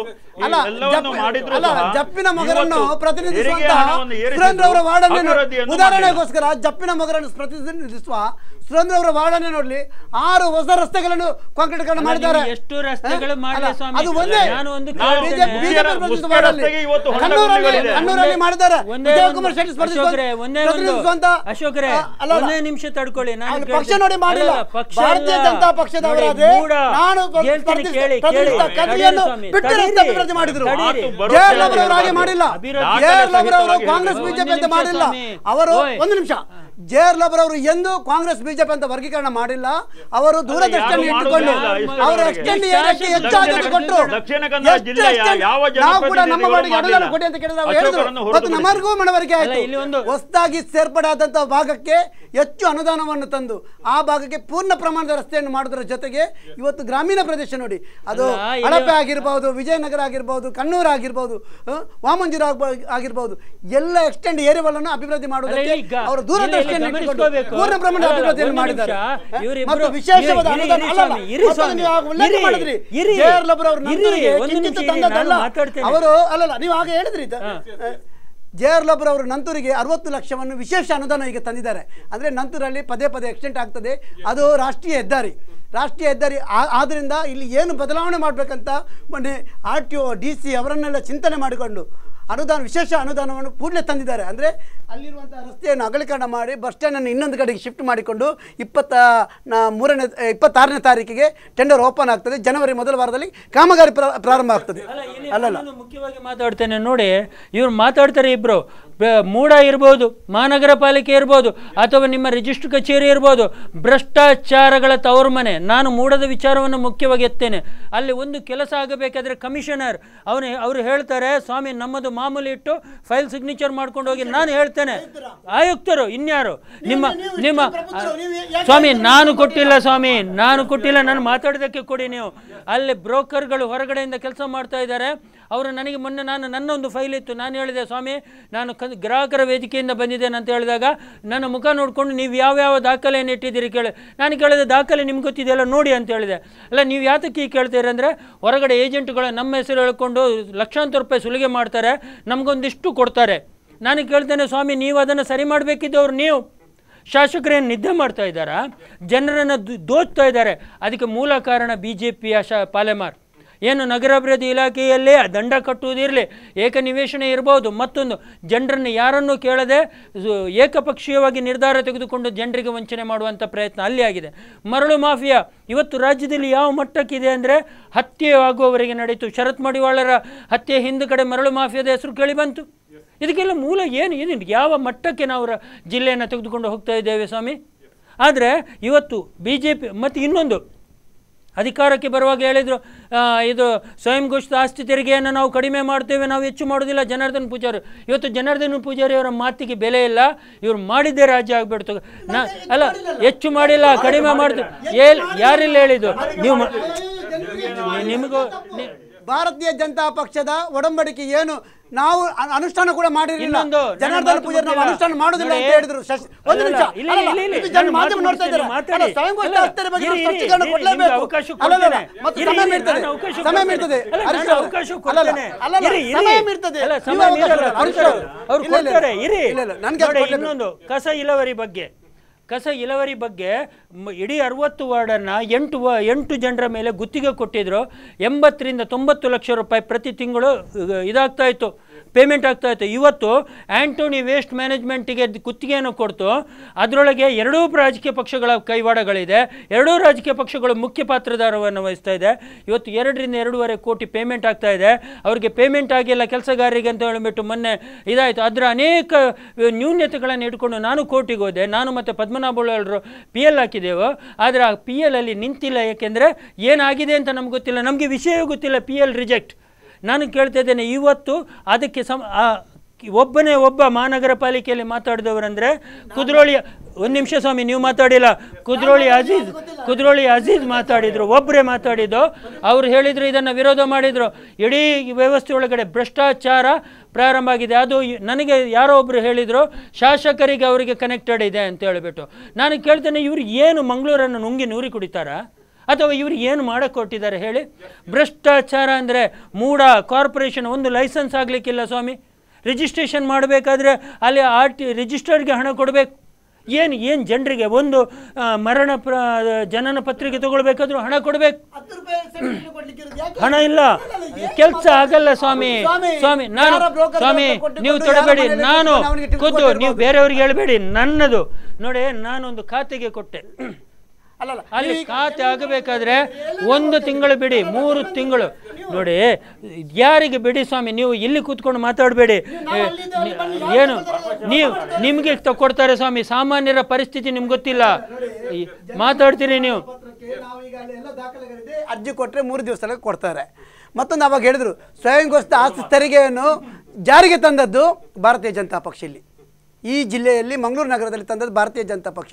ಆವಾಗಲೇ ಅವರು 3 ವರ್ಷಕ್ಕೆ ಪ್ರತಿ ವರ್ಷಕ್ಕೆ 5% ಆಗಿ 3 ವರ್ಷಕ್ಕೆ 15% ಏರಿಸುವಂಥ ಒಡಂಬಡಿಕೆ ಸಿಗ್ನೇಚರ್ ಹಾಕಿದ್ದಾರೆ. ನಾವು ಹೆಚ್ಚುವರಿ ಅದರಲ್ಲಿ ಮತ್ತೊಂದು ಕ್ರಾಸ್ ಇತ್ತು. ನಮ್ಮ ಆಯಾ ಪರಿಸ್ಥಿತಿಯನ್ನು ಅನುಗುಣವಾಗಿ ನೋಡಿಕೊಂಡು ಹೆಚ್ಚುವರಿ ಬೇಕಾದ್ರೆ ಮಾಡಲಿಕ್ಕೆ 20 ರಿಂದ 30% ಅವಕಾಶ ಇತ್ತು.